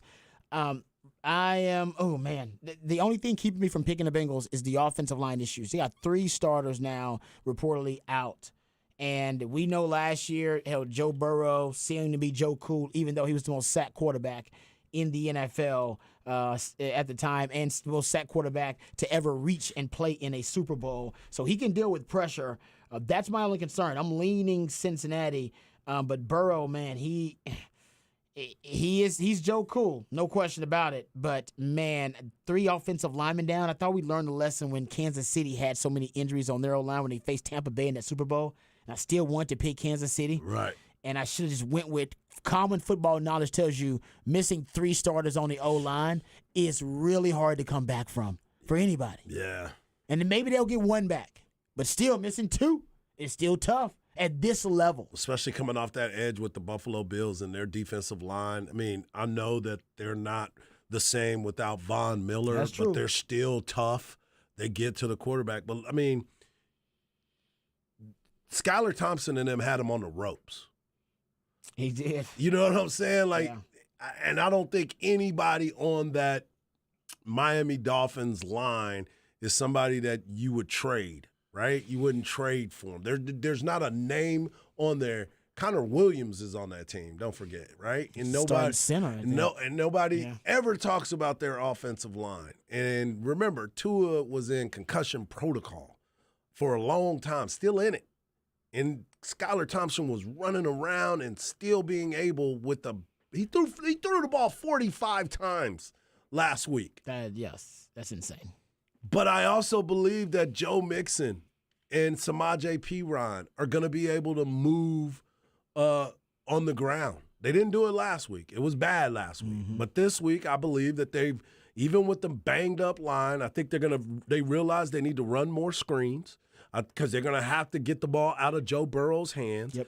I think Jamar Chase is ready and poised to have another game to where it's like, okay, we're out here, we're showing up. But it is hard to go against Buffalo. I think last week was one of those games where it was like, we got scared enough. We need to refocus and go out here and play. If Josh Allen puts the ball on the ground like he did last week, they are going to be cooked. But he's been doing it all year. And that's the deal. But this is against Joe Burrow. This is against other people. He's got 22 giveaways on the season, 16 picks, No, and that's the 32. and 6 fumbles. Yeah, no, he 22. put 3 balls on the ground, lost 1 of them, and threw 2 interceptions in that game. Yeah. So like he even got off lucky that they got back 2 of those fumbles. Exactly. This is, it seems like at some point that has to bite him. And you're like, if it isn't this week, it's next week. At some point, you just can't keep turning the ball over at that clip and just be like, oh, we're good enough to come back. But that's the point, is you did it against Skylar Thompson, and they almost came back and beat you, and they almost got you. I know, and I'm with you, Rod. I mean, how long Joe Burrow's going to have half a second to throw the ball? They'll be coming. They'll Yeah. be blitzing. I guarantee they'll be blitzing them because Burrow, he was barely blitzed in that last game they played versus Baltimore. They didn't really blitz him very much. I think in this game the Bills are going to try to blitz him to get after him because of the injuries on the line. But I'm still going with Cincinnati. I'm going to go with the Bengals. I'm picking not the mad Bengals. at you. I'm not picking mad the at Bengals, you, man. because I'm a Joe Burrow. I'm a Joe Burrow fan, and I hope that they can go out there and play well. Also, I think their DC is underrated. Lou Anarumo. Mm-hmm. Yeah, he's underrated. He's a game planner, bro. Yeah, he's great at game. Remember what he made Patrick Mahomes look like Exactly. in the playoffs? Yes. I'm hoping he can do that with Josh Allen. I think Josh Allen's recklessness and his self-destructive nature too much for me. I can't bet on that in big games, man. No, and I'm with you on that. I want to pick the Bills because I thought at the beginning of the year they were going to be the team to beat. Yep. But you just like the thing with Josh Allen 2-3 years ago when I was like, oh, they're not going to win in the playoffs because Josh Allen turns the ball over too much. Like he just makes those dumb plays at the end. That was 2-3 years ago before Daboll got him fixed of doing those kind of dumb things, and now he's reverted back to that. But that was the same reason why I thought that teams could beat them 3 years ago was because he put the ball on the ground too much and he threw too many interceptions. And I'm going to say it again. He does it too much, and I'll take the Bengals this week, and if they win, I'm going to take the Chiefs next week too. I agree with Because that. I just like you just cannot keep doing that. Can't do it. Can't keep surviving like that. There's Can't no win way. with them. Yeah. Can't win with them. Can't do it. The football gods are not going to forgive you if you keep doing that. I totally agree. Okay, let's get to Raj wrap the day on the other side. We'll come back and then we'll cover the rest of the games. We'll talk Cowboys, 49ers on the other side. We'll also get to that Jacksonville, Kansas City game, I promise you, before we get out of here, and we'll break that down. All of that and more right here on Ball Don't Lie on 104.9 The Horn.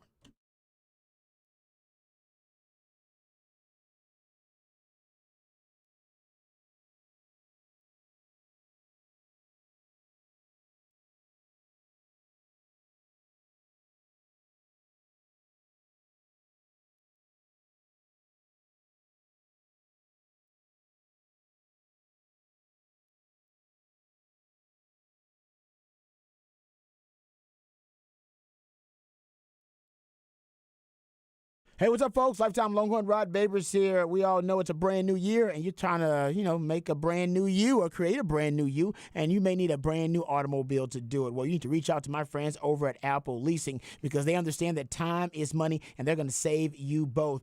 They have the ability to put you in any make or model vehicle that you want. The professionals over at Apple Leasing can help you get the price you want, the payment you want on the car that you want. All it takes is one phone call or one click on Apple Leasing's website, and you'll get a quote on any make or model vehicle that you want. They can even give you an estimate on the value of your trade-in right over the phone. Apple Leasing's simple interest, easy lease allows you to have a lot more flexibility, which is going to allow you to have more possibilities and options to help you find the vehicle that fits you best, but more importantly, the vehicle that fits your budget best. Inflation is through the roof. It's never been more expensive to buy a new car, buy a used car, buy anything for that matter, so leasing makes more sense than ever. You're only paying for the part of the car you're actually using, so call Apple Leasing today at 512-346-9977 and let them see how much money they can save you. Apple Leasing gets all the same discounts and all the same incentives that the dealers do, except my friends at Apple Leasing, they pass those savings on to you, the customer. So give them a call, 512-346-9977, or visit appleleasing.com. That's appleleasing.com.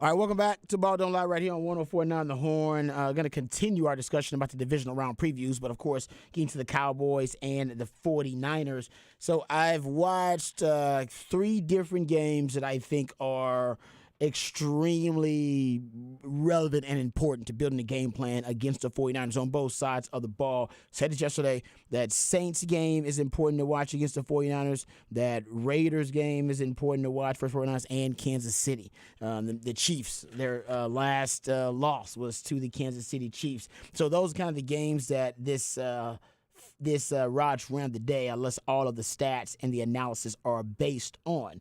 Okay, so first, let's talk about the offense for the Cowboys and what they can do going up against this really highly touted and really just a call them a Death Star of a defense, because they got all pros at every level. Got all pro safety, got all pro linebacker in Fred Warner, got all pro on the defensive line and defensive player of the year in Nick Bosa.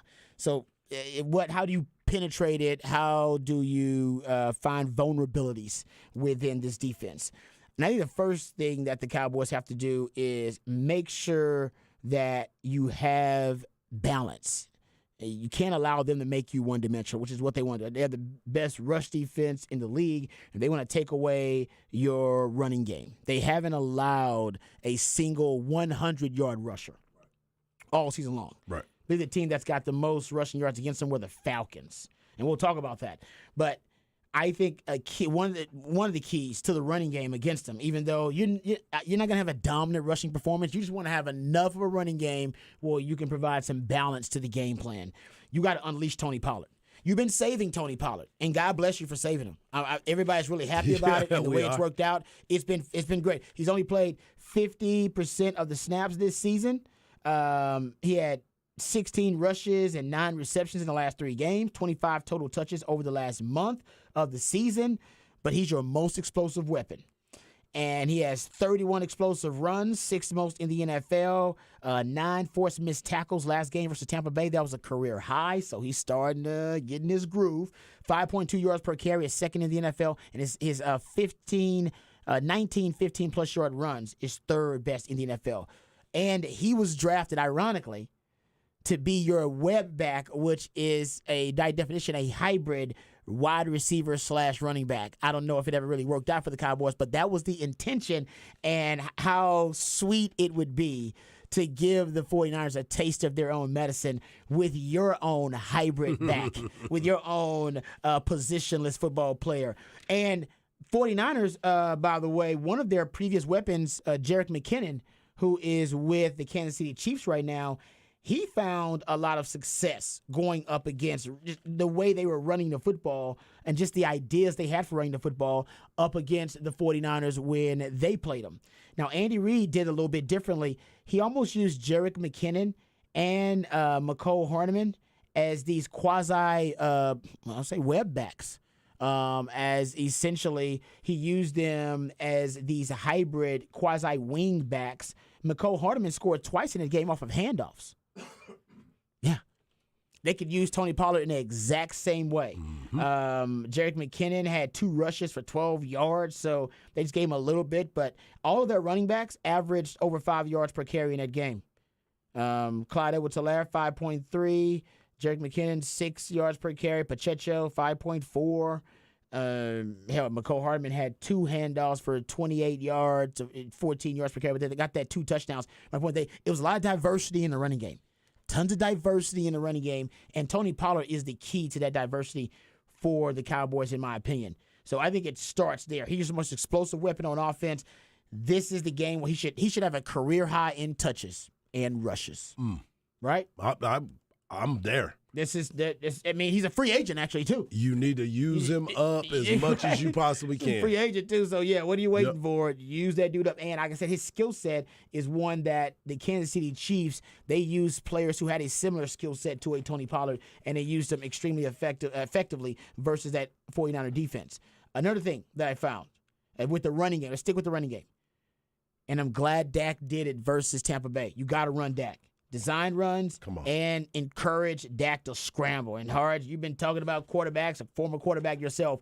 Hey, man, scramble, take that easy yardage. Dak did it last week. He's got to do more of it. The one team that rushed for over 150 yards versus the 49ers were the Atlanta Falcons. You know who the quarterback was then? Mariota. Had 50 yards rushing on 6 rushes. It ain't a lot, but it's enough. It's enough to keep them honest defensively, to force them to go, we can't leave him unaccounted for.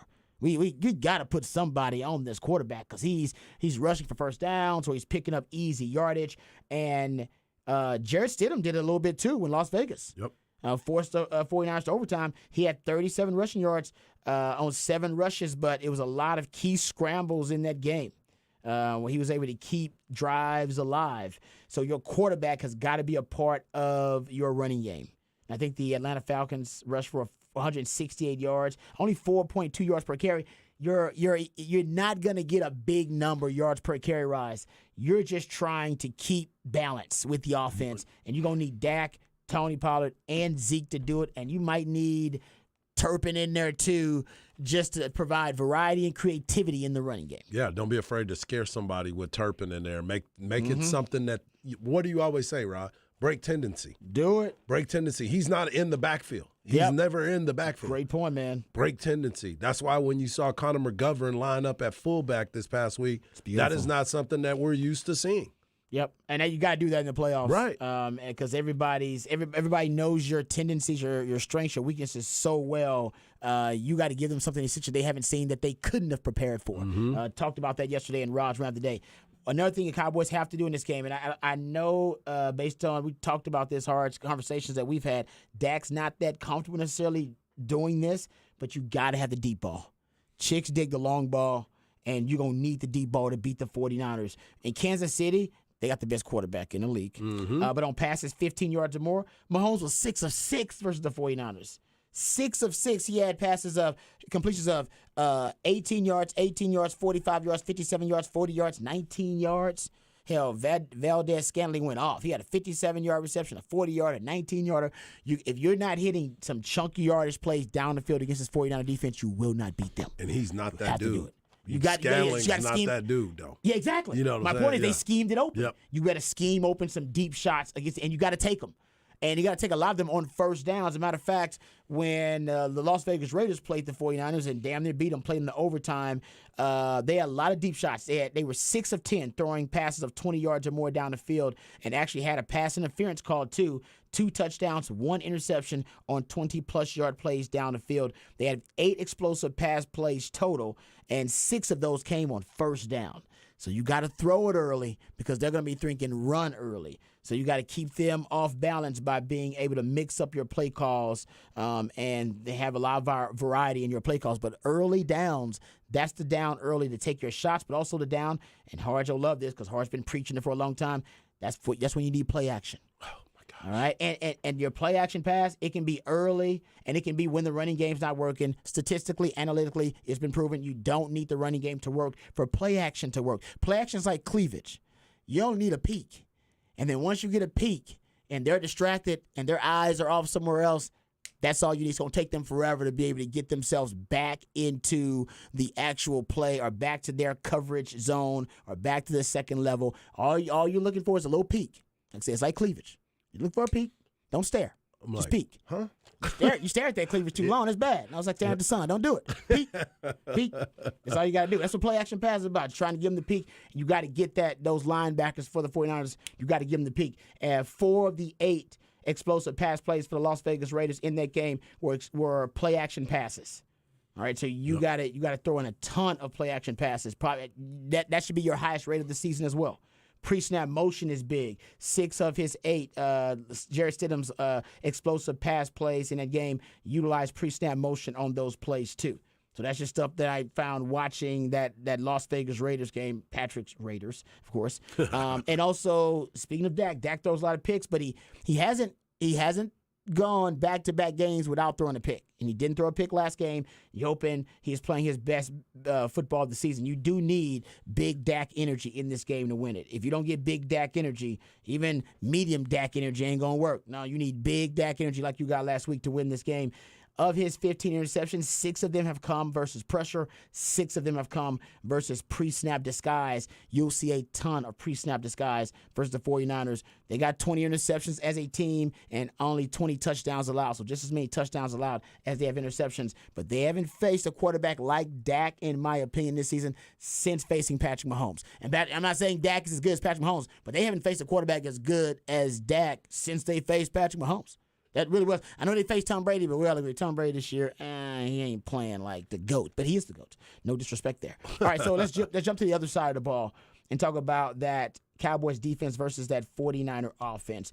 And let's get into that 21 personnel. They're calling it their lineup of death, and they might be right about it.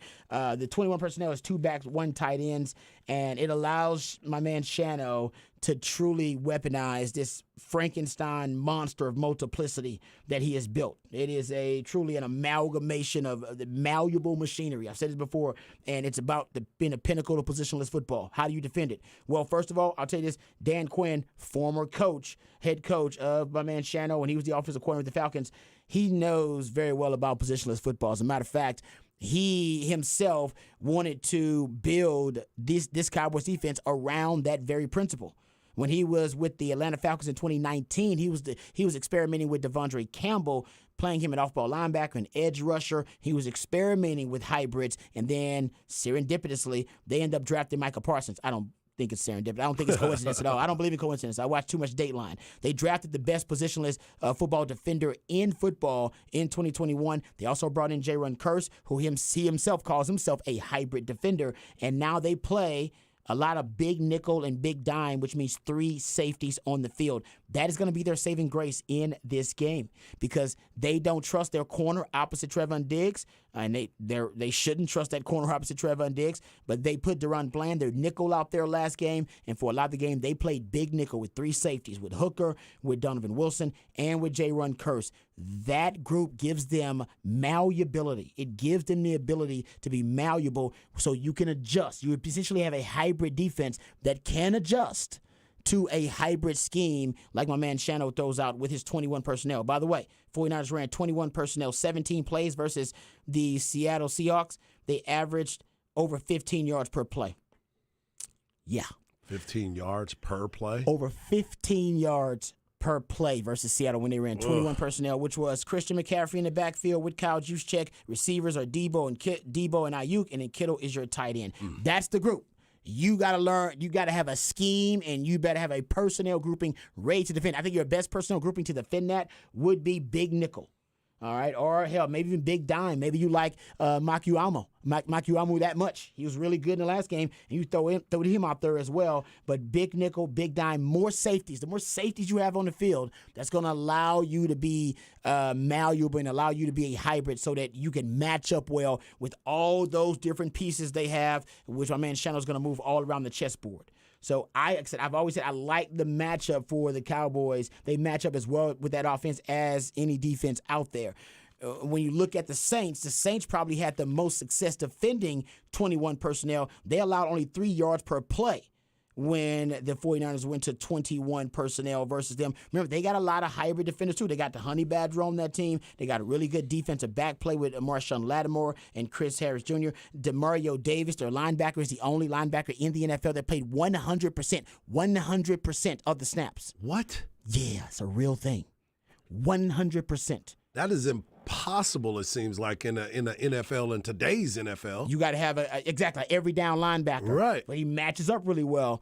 That gives the Cowboys hope. They played a lot of man-to-man in that game, and then they did a lot of slow flow to the football. Shano loves misdirection. He loves what they call split flow, which is designed to occupy the eyes and confuse linebackers and second-level defenders. So that was slow play, a lot of the plays for the 49ers, because they assumed, if something's going away, something's coming right back to me. There's always built-in confusion and misdirection with his schemes. They also played a ton of man-to-man because man-to-man avoids the confusion of zone coverage and getting discombobulated with rub routes and pick routes and things of that nature. So just play man-to-man. Your man takes you to the football. And the 49ers, I mean, they depend on misinformation that is planted within the offense to try to confuse defenders. Man-to-man takes away a lot of the chances to have misinformation. I'm covering that guy. Right. I don't give a damn what's going on. I'm not even reading what's going on. I'm reading my guy. That's why you might see a lot of man-to-man from the Cowboys in this game. If you don't see man-to-man, the only zone they're going to really play is probably cover 3 because you got to have that extra defender down in the box to help defend the run. So my question is, you just said cover 3, and cover 2 seems to be the one that always gets a lot of people in the NFL. It's the Tampa 2, the Tampa cover 2. Yeah. Why is it that more teams aren't running that near as much? They run it. They run it a lot. They still do run it a lot. Yeah. I mean, they're running a great deal of it. But it's just, it has, when you take that many defenders out of the box, it's like, this ain't the Big 12. Right. NFL It ain't the Big 12. We're gonna You're right. we're gonna run a rock on That's you. right. You That's gonna hit up with a light box with us. You better have an Aaron Donald. You better have a Chris Jones. You better have a War Daddy on that D line if you gonna go with a light box and No have doubt. 2 deep safeties. No doubt. And that's basically, if you got the personnel to do it, you can do it. But if you don't, you're gonna be in trouble. Got it. Okay, and you asked me this earlier, so I'll end with this. You asked me the relationship, the familiarity between my man Kyle Shanahan and Dan Quinn. Could there be something, extrapolated from that somehow that could be advantageous to one side or the other? I'll say this. I said it before. My man Shano, I love him. He's an emotional play caller. He rides an emotional wave and he's on the emotional edge as a play caller. There are some play callers who don't like to call plays from the sideline because they don't like to get emotionally swept up in the game. Shano likes it. He actually thrives off of it. He believes it's one of his biggest assets. You need to use it against him. In that game versus Seattle, after they twisted Debo's ankle in the third quarter, Seattle's up 17-16 in the third quarter. They twist Debo's ankle. And then a melee breaks out. The guys aren't fighting, but a bit of a scrum, and guys come off the sideline. And even Shano comes off the sideline onto the field. And Quandre Diggs, Lifetime Longhorn, starts giving the symbol to throw a flag against Shano. He's like, this guy shouldn't be out here. And Shano's like walking through the scrum, talking ish to all the players, upset, visibly upset. And after that scrum, he ran the ball 6 straight times, power runs, inside interior runs, because he was mad. He wanted to play bully ball because he was upset. That's how he calls games. He's gonna call the game. Remember, that's what happened in the 28-3 lead Atlanta had over the Patriots. He was calling the game because he's riding the emotional wave. Everybody's like, "Whoa, you need to run the ball, man. I'm in the zone. I'm in the zone, baby." And that can work against him. It also he can ride that wave and like a tsunami right over you and consume you too. But that's something you can use against him. He'll ride that. So maybe you purposefully, you do that on purpose because his response to your player, taking a cheap shot at one of his players, or you calling him out on the sideline will be, "Oh, you gonna call me out? And I'm gonna run this damn ball down your right at you." He's like that. I know. So that's something you can use against him. You wanted to ask what you can use against him. That's something you can use against him. Okay. He's an emotional play caller. Okay. Good and bad. That's what I wanted to know because they know each other well. They've been around each other, offensive mind versus a defensive mind, same rooms. How would you attack me in this situation? How would I attack you in that situation? It's going to be a good matchup. And again, they went up against each other last year. Yep. So they can kind of pay attention to what they can go back and revert back to that film as well. Yep, no doubt. And like I said, Cowboys, they take the ball away better than anybody else in the league, and they pressure the quarterback better than anybody else in the league. If there's any chance to make Brock Purdy look like pump fake Purdy, this is the team that can do it. All right, we'll come back. We'll get into Off the Record on the other side right here on Ball Don't Lie. 104.9 The Horn.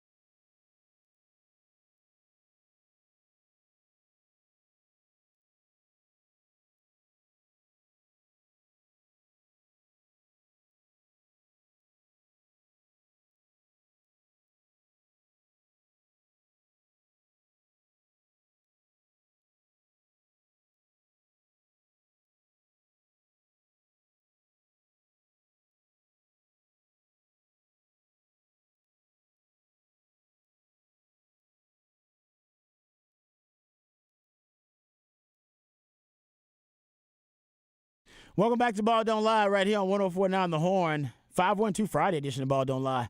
And I'm always surprised that these very talented human beings haven't blown up and become household names everywhere. But 512 Fridays, we play jams from local bands and artists, very talented human beings that you can catch live right here in the ATX. Who we jamming right now, Patrick? This is Yard Sale, and they are having a party Saturday at the Ballroom.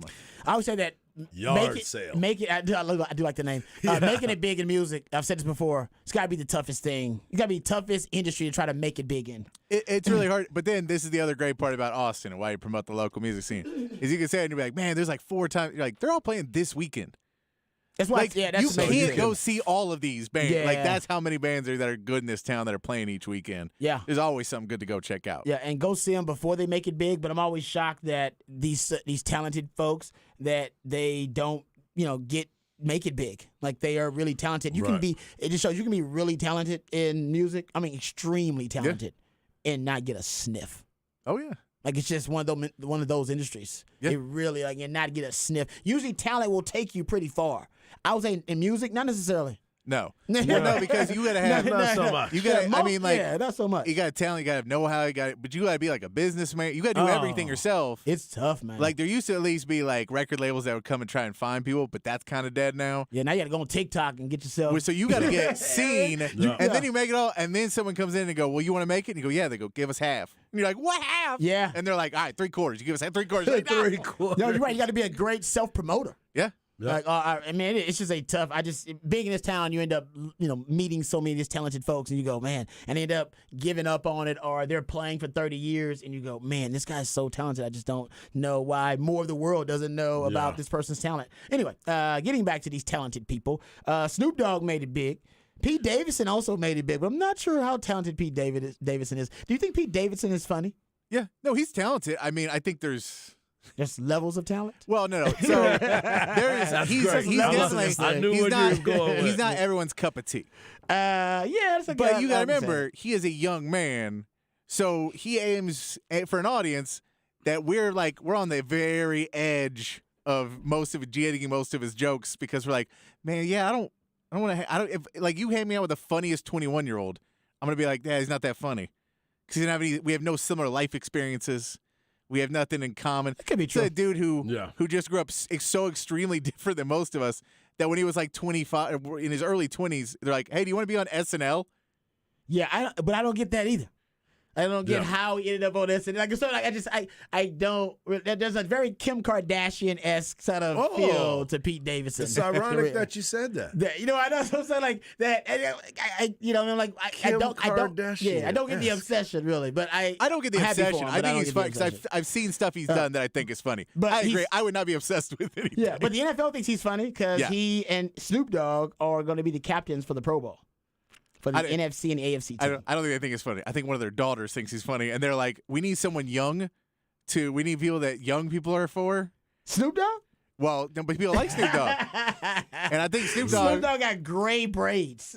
For sure. No, I'm not joking. No, they are. I'm looking at the I- picture. They're gray braids at this point. And the hairline is receding a tad. I remember when I played with Jerry Rice with the Denver Broncos, and God my bless Jerry goodness. Rice. He would not let it go. And that hairline was at the middle of the head, and the didn't he braids I was started gonna right say, there. didn't he have the fake braids? Because there was Yeah. no way his hair was that long at that point in his life. No, Because afterwards, no, that was definitely some weave or something. Yeah, in there. that It was because when I definitely- was there with him, it was just a sad, sad state of affairs. he Man. was still getting open though. Yo, what if he was beating Rod B on the 6th round at like 40?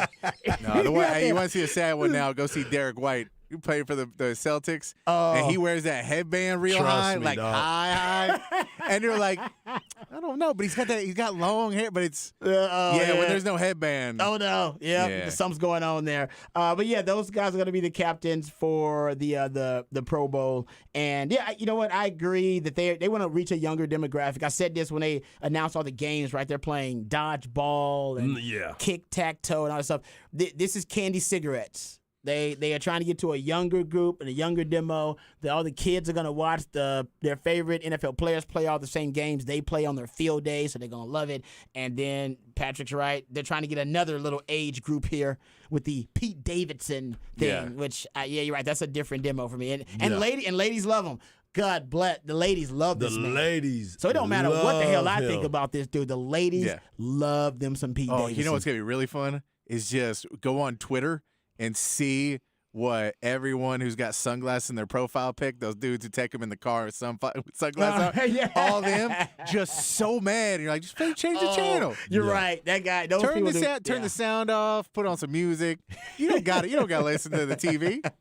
Yeah, you're right. That's a lot happening. It's gonna be you're right. For some, he's gonna turn off some people because some people just don't like Pete Davidson. I don't dislike Pete Davidson. I just don't necessarily think he's. Oh no, I ridiculously think he's funny. going to say enough dumb things that I'll be like, why? Like, dude, just turn his mic down a little bit. Like, I think that's going to happen because it's just how Pete Yeah. Davidson is. But Yeah, no, you're right. I get mean, why they picked him. But yeah. I know why they picked him because I'm intrigued now. Too. I'm like, what is he gonna say? What's Pete Davidson gonna say? What's Yeah. he gonna do? So there you go. Those are the Pro Bowl captains. All right, we come back. We haven't made our official picks. We've been previewing all the games, so we'll preview the last game, which is the Jacksonville Jaguars versus Kansas City. We'll preview that one and give our official picks for the weekend. We'll preview the Texas basketball matchup versus West Virginia just a little bit. Go behind the burnt orange curtain a little bit, and then we'll be done for the day. All that and more right here on Ball Don't Lie. 104.9 The Horn.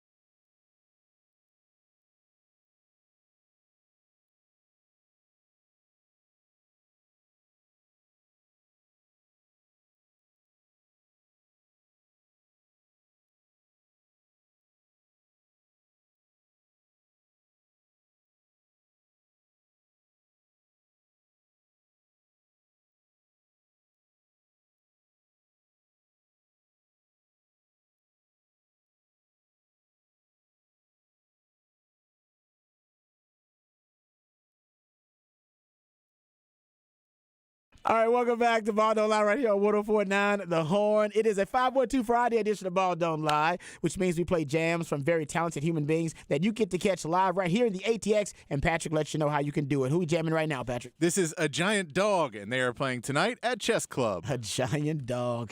Man, it's These such a some challenge. great I know. names, man. That's got to be one of the challenges to come up with a name that you're satisfied with. I guess we have to do it with Ball Don't Lie. We Gotta do. do it when you We come with did. the show. Yeah, that's right. Got to pick one, and you just got to roll with Well, it. yeah, and then it's like, what's funny is there's some bands, they pick one, they're like, that's really good. And you're like, man, you just made an unsearchable name. Like, no one's ever going to find it because it's like one word. Yeah. It's a common word. That's true. Social media changed everything. Yeah, and you're 'cause, like, yeah. cool. It's like, I can't look your band up. Yeah, that's a great It's a point. problem. Yeah, now you got to. Yeah, that's a good. Now you got to make it catchy. Can I make it trend? Can I hashtag it? That Right, kind of yeah, stuff. right. Yeah, that kind of stuff matters, man. All right, my man Patrick. Thanks to him for all of his efforts on a 512 Friday. If you missed any of the suggestions on a 512 Friday, go to hornfm.com and you can catch up with them there. Also, you can be a part of the show. Specs text on 512-337-3776. Also via Twitter, my man Harge is at Hardball Harge in the Twitterverse, and my man Patrick Davis at It's Patrick Davis. I'm at Rod Babers in the Twitterverse. Okay. I was going to get into some Texas, West Virginia discussion that we still might if we have time. And if not, we can just table it for next segment when we go behind the burnt orange curtain. Because I want to give our official picks for the games this weekend. Also, I would like to preview the last game we haven't had a chance to talk about as much, Kansas City, Jacksonville. Haven't broken that game down as much. So I want to get into that.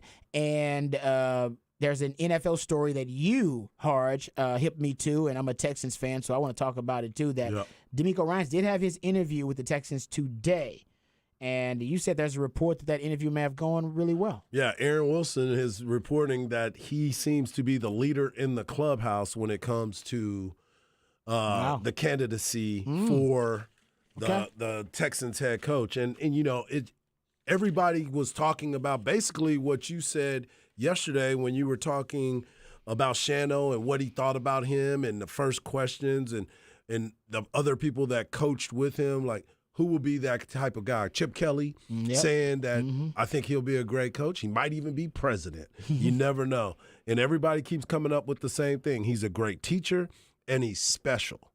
And the beautiful thing about it for me, and you can probably speak to this a lot more, when you have a player as your head coach, but somebody that's a student, though, not just a player. Like, he could have been a great player. He could have been a terrible player. But if he was a great student of the game, Which he was. He may not have made all the big tackles, but he was in the right place. He may not have scored every touchdown, but he was close to the goal line. Those are the guys that you want to be around because they're heady. They know what to expect.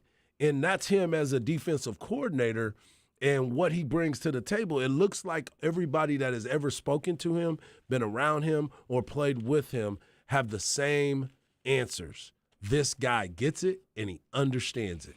And he seems to be a leader. Yeah. You know what I'm saying? Like, people want to be around him. Yeah, That's a I'm big with you. part of it.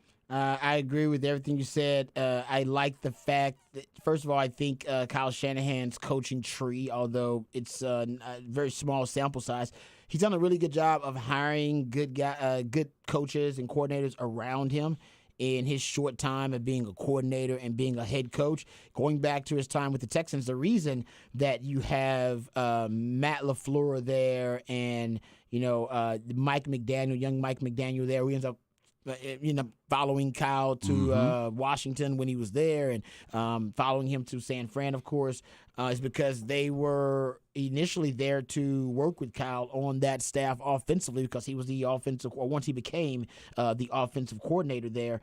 And he saw DeMeco Ryans as a player with the Texans because he was the coordinator there, and he saw him as the middle linebacker there. And just as you pointed out, he saw how inquisitive he was. There are lots of stories about how Matt Schaub said that he would stalk him and just ask him questions all day, every day about the offense, about tendencies and concepts offensively, and that he got so good at being able to analyze the offense that in practice he would be able to predict when Matt Schaub was deploying play action pass and when he wasn't, based on the posture of his offhand. Right. And Matt Schaub said it always bothered him. Yeah, this dude, he was such a detailed oriented player that he figured out during practice, because he's seen it so much, when Matt Schaub was using play action and when he wasn't, based on his offhand. And then Matt Schaub used that, like, all right, you know what, that's a tell, something I got to correct. Right. So that's how detail-oriented it is, and that's one of the major traits of successful coaches or guys who are detail-oriented. And, yes, Shano, when he hired him in 2017, said he was going to be a head coach. He said it's only a matter of time before he's going to be a head coach, and ended up being a coordinator, and I think he will be a head coach. Chip Kelly said the same thing about him when he was actually the San Francisco 49ers head coach. He said that it wouldn't surprise him if he became head coach in a few years, and he actually named him most likely former current player that he coached to be a head coach. And even his defensive coordinator, Bill Davis, when he was in Philadelphia as a player, said the same thing about him. He said, DeMeco's so talented, he'll go to the next level and be a phenomenal head coach. So everybody who's been around him long enough pretty much agrees, oh, this guy's got what it takes. He's got the temperament, the disposition to be a great head coach. I love that he's been with the Texans before, so you have that history, and I think that's also going to help you, in your public relations with the fans. No doubt. A little bit too. And that's why I'm not a Houston Texans fan, but I do watch them and I do pay attention to what's going on there, and that's why it's kind of funny with this Nick Caseria situation. But I sit here and I look at, this is an opportunity for a young man to come in and lead people. Nick Bosa said he's going to be an unbelievable coach. I think he really just figured out how to push people perfectly. He knows how to push us. He doesn't push us too hard. He doesn't give us too much credit. It's just really simple, but it's really not. Just the way he is as a coach and a leader, he's the best coach I've ever been around. Yeah. So when those types of things, and looking at, Patrick was talking about the situation with Sean Payton. How much it's going to cost you? What is it going to be? When you have a guy that already has been in your system and understands Houston, played there, coached there, knows what's going on, you just understand that this is the best opportunity, because Caserio, you can still have your job for right now. He will. You will still – you don't have to worry about it, because it's going to be one of those situations where it's going to be kind of brittle. But the bad thing about it is they have to make sure that he gets the opportunity to build his staff and his team. This can't be a one and done. This can't be somebody that you're stopgap because you think you're going to get yourself a whale. This is your whale. And if you don't get him now, somebody is, and you're going to be kicking yourself in the butt again. Yep. Totally agree. He's my second favorite choice behind Sean Payton if they can't get Sean Payton. And right now, I'm not sure they're going to get Sean Payton. And then I'd say if it is 2 first-round picks and $25 million a year, DeMeco Ryans my first choice. Right. Like, I don't think Sean Payton is worth giving every single thing up in your franchise Every to hope asset that he's that going to you care have. for. I mean, because for that to matter, he's got to care for 10 more years. That's true. He can't just go in 5 years. We didn't get over the hump. Sorry, I'm good. Just take my $100 million and head on down the road. Yeah. Like that's why you get a little bit more worried about going all in on somebody like that, because he's 59 years old. Yeah. So he could walk away at 65 and you never got over the hump and you're just a playoff team. You're like, well, huh? Yeah. So if that's the case, if it's that much, the price is that high for Sean Payton, then I go, then bring in DeMeco Ryans, because then you get back those guys like Andre Johnson and the ex Texans that have been lapsed and not as thrilled. You bring back a guy who could be a leader. And I think, too, when you talk about he needs to hire a good coaching staff around him, he's come up with Kyle Shanahan and knows that system of going, all right, I'm probably going to steal some of these guys. I hope so. And I'm going to bring it, I'm not going to steal the OC from the 49ers, but maybe there's a QB coach or a wide receiver coach there who's ready to make that next step that Shano picked, that he thinks he's the guy, and he's like, oh, no, I'm going to take him. He's been there so long. And I'm going to bring in my OC, and now I'm going to give him that chance. Yep. So I love it just because I was a fan of his when he was on the Texans. Who wasn't? And so it's just one of those things where, as someone who's a former Texans fan, that's one of those moves where you're like, oh, it's going to make me look. It's going to make me look. Yeah. I'm going to have to check that. I'm a Facebook stalk a little bit more on them Texans. Yeah, there's a feel-good factor as a Texans fan. I agree with you on that. Yeah. It's very nostalgic, if you will. And if they do hire him, he's got a lot to build with. We talked about this. $47 million in cap space. We talked about the picks. You got 11 total draft picks in 2023, 10 picks in 2024. That includes 2 first-rounders in each of those drafts. In this draft, you got 5 of the top 74 picks. You got at number 2, 12, and 34. So you got a boatload of draft picks, and you got, you're going to have, I think, some patience. They're going to give you a lot of leeway. I think he'll probably get a 4 to 5 year deal, and they'll give him most of that contract, considering you just came off back-to-back one-and-dones. Right. So you should be, there shouldn't be that much dysfunction to threaten his job security early on while he's trying to rebuild this thing. And as a defense, he's a defensive guy. Your secondary, it's got a lot of building blocks already. Jalen Petrie and Derek Stingley drafted there in the secondary. So you've got some pieces to work with already on the defense. But, yeah, I like that if that's the way they're going, if that's the direction. And that makes sense after hearing that the price tag of Sean Payton is now 2 first-rounders and more. Yep. And that 2. That doesn't make – that's just so much that is involved with that when you start looking at it. And I know you can write a check and it's the coaching staff, but it's the picks.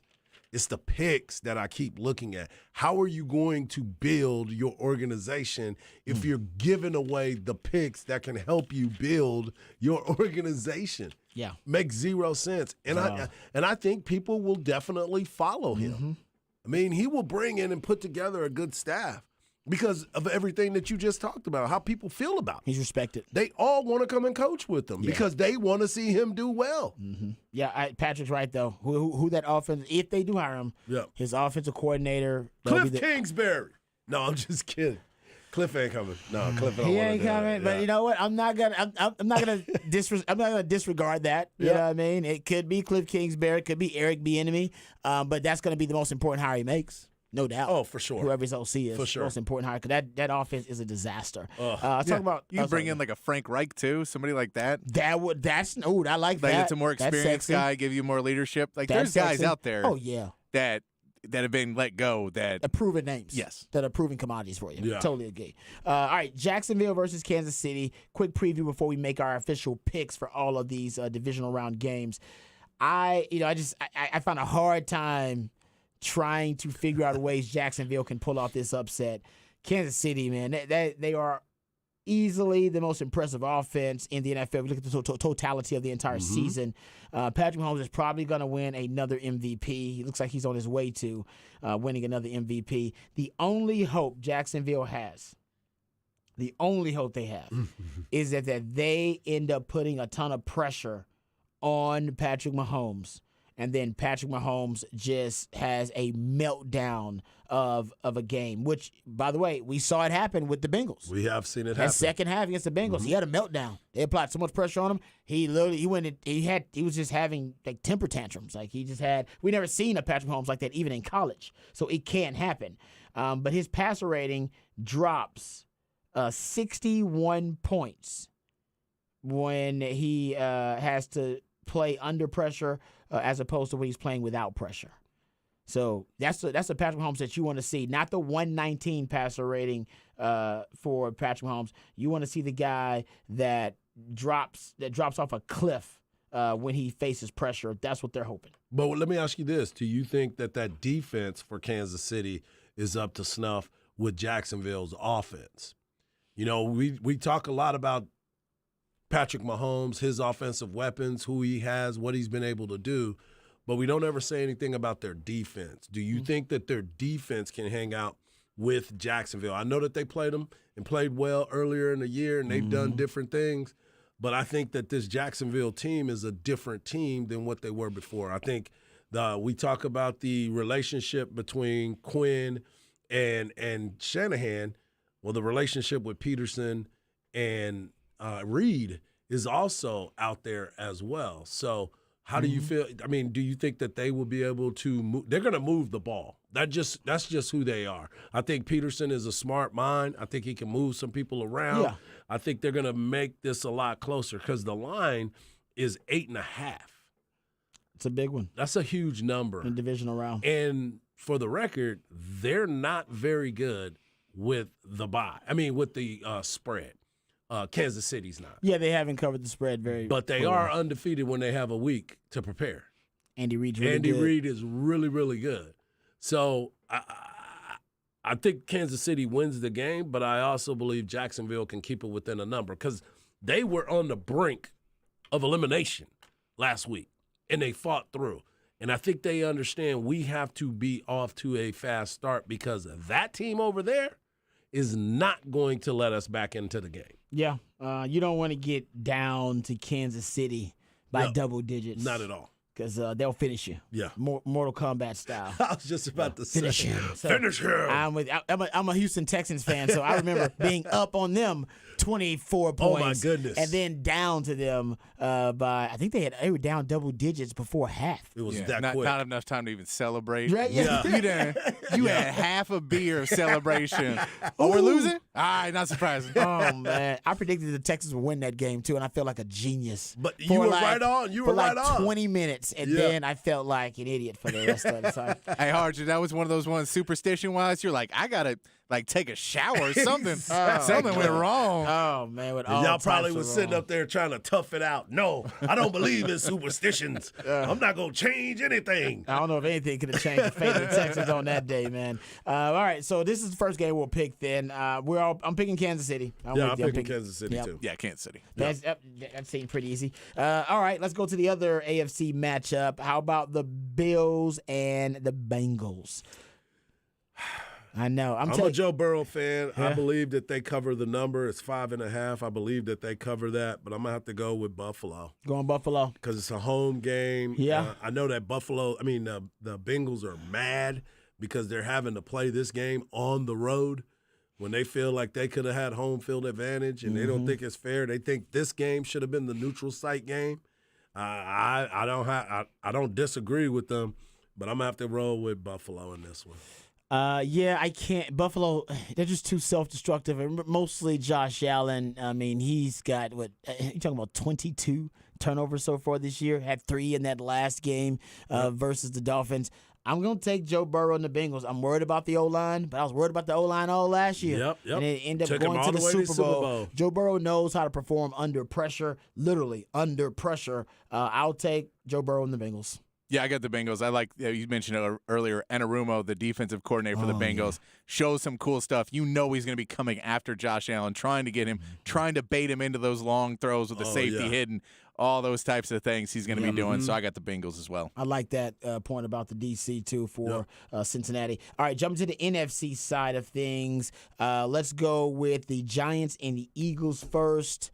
I got the Eagles in this one. I don't know if I'm feeling confident, but I think if we see the Eagles that we've seen most of the year with Jalen Hurts, then they're gonna win this thing, and I think they'll win it like in a commanding fashion. I'm What's the rolling line? with Dayball. Oh, yeah. I'm rolling with Dayball. What is the baby. line on the game, by the way? I got it right here. It is, minus 7.5 Eagles. That's a big number It's too, huge. man. I guess Vegas feels like I feel. That's Yeah. a score, one touchdown is commanding, I guess. So, Yeah.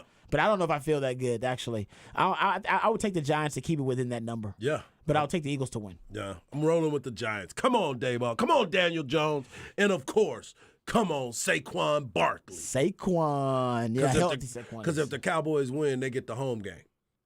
Oh no, that would be good. I like see you thinking ahead. Yeah, buddy. Who you No, got, Patrick? look, this is Phillies. I'm rooting for the Giants, but Philly, they have to show me that they're not ready to play in this game. I think this team with Jalen Hurts is just going to come out and play good football.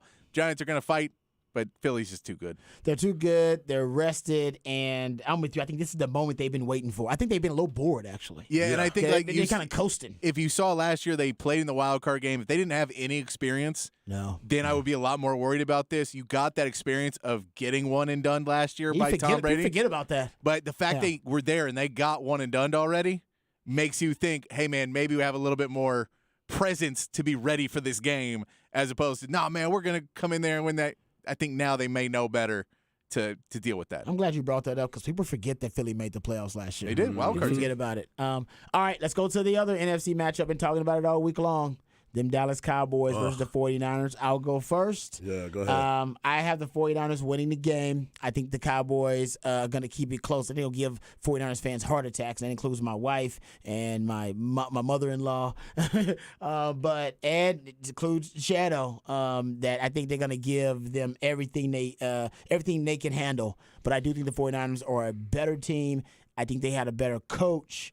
And I like the philosophy that I think is going to separate them from the rest of the league just this year. So I got the 49ers winning it, but I think the Cowboys are going to keep making a fourth quarter game all the way down to the wire. Oh, my gosh. Yeah.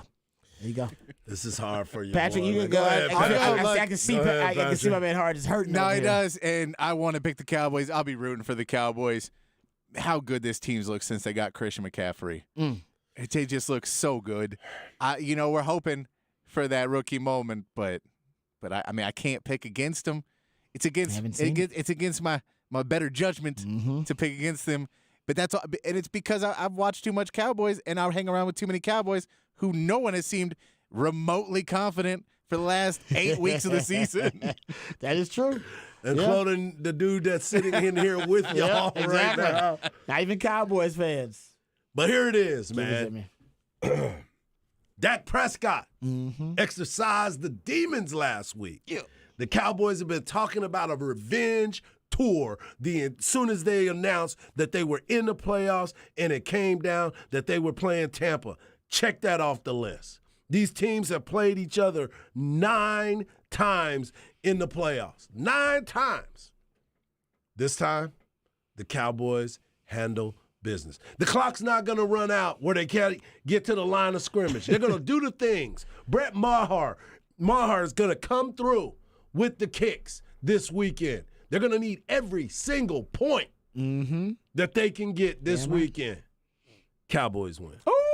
There it is, Hard. I love it. Cowboys win. Yeah, Come what's on. the point of not picking your team? When your Exactly. team is here. I was like, no, I'm going to pick my damn team if my team makes it that far. They are there. Yeah, they're there. I'd pick my I've team. been I'm waiting with for you. them to get there. They already exercised last week. Road you. win. I'm with you, man. Road win. Yeah, and I think the fact Back-to-back road wins in the playoffs. and the fact that they're such a not a huge underdog, but I think they're going to relish in the underdog role. It's going to be good for them. This is perfect. It is. It's good for the Cowboys, the underdog Like role. they said right here. Yeah. I hear bells. But I'm telling you, I think it's going to be a tight game that comes down to the wire. It's going to come down to the fourth quarter. They're a 4.5-point dog, the Cowboys are. Yeah, this is the most likely game. If you want me to pick the upset, this is the most likely game for the upset. That's what I want to hear from you. Yeah, this is the most likely game Okay. for the upset. There's no question in my mind. The most likely upset is the Cowboys pulling an upset over the 49ers. I got the 49ers winning, and I'm rooting for the 49ers. I got to root for my boy. And the 49ers got more Longhorns than any other team, too, because Shano technically is one. So I'll take the 49ers. Oh, God. And but I'm with you, man. I'm a little nervous. I'm nervous for the 49ers. Because this is, and the 49ers are really kind of working with house money because they lose with Brock Purdy. You always got the Brock Purdy excuse. Well, it was Brock Purdy. Y'all know we had Brock Purdy out here. That's why we lost. So they always got the Brock Purdy excuse now if they do lose. Rather than just, even though we know that they are still considered or should be considered to be one of the best, if not the best team remaining in the playoffs. Hey, we're going to bring it. And we bring in everything. Hey, Tell we them did get to see- hell is coming with me. Hey, and we saw both DCs in this game were out of the office today. Interviewing. That's Both right. DCs were out getting Yeah, I interviews. guess you're right about Dan that. Quinn was Wasn't in Denver, and I mean they're probably doing it via Zoom. Yeah, but they're hoping via Zoom. Dan Quinn was interviewing with Denver today, and D'Amico Ryans was interviewing with Houston today. Yeah, distracted, basically. So both Which- DCs yeah. got distracted. So it's equal. It's equal. Well, know what ain't equal? The 52 extra hours of rest and preparation the 49ers got over the Cowboys. That is something we don't mention enough, and that's also why I'm picking the 49ers. Oh, gosh. All Here right, we go. we'll come back. We'll go behind the burnt orange curtain. A.D. Mitchell visiting Texas. Got the spring game date set, and we'll talk a little Texas basketball. All that and more right here on Ball Don't Lie, 104.9 The Horn.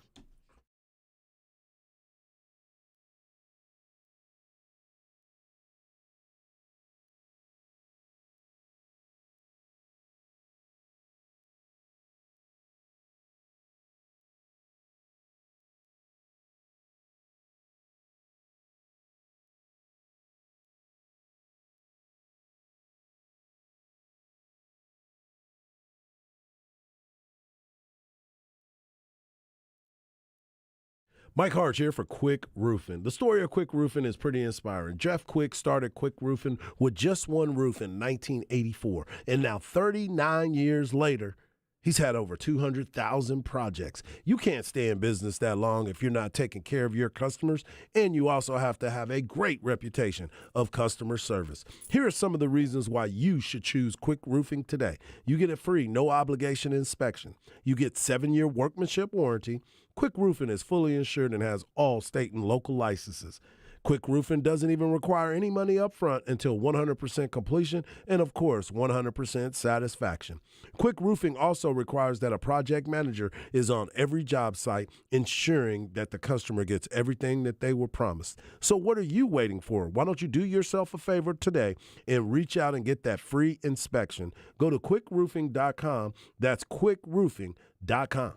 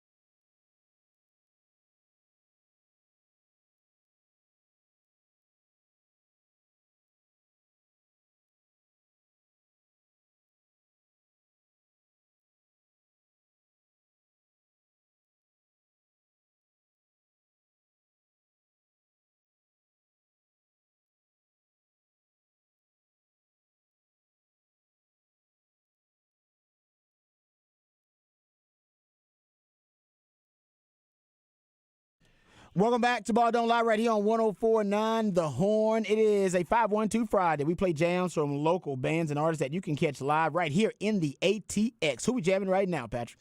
This is Big Bill, and they are playing Saturday at the Far Out Lounge. Oh, yeah, Big Bill. That's pretty simple. Big Bill. band name. That's Yeah. what my uncle's name is. Big Bill. That's Is that what what they they call call him? him. Yeah. Big Bill? Big Bill. Yeah. Uncles and aunts and uncles always got cool random little nicknames Yeah. they get for some reason. Yeah. Hey, wait, is Big Bill one that when Big Bill comes over, everyone's like, "Oh man, Big Bill's coming," or Big Bill's like, "Hey man, Big Bill's coming. Put that in the fridge. Like, don't put that out. Don't say nothing. Big Bill's coming." No, he ain't like Debo.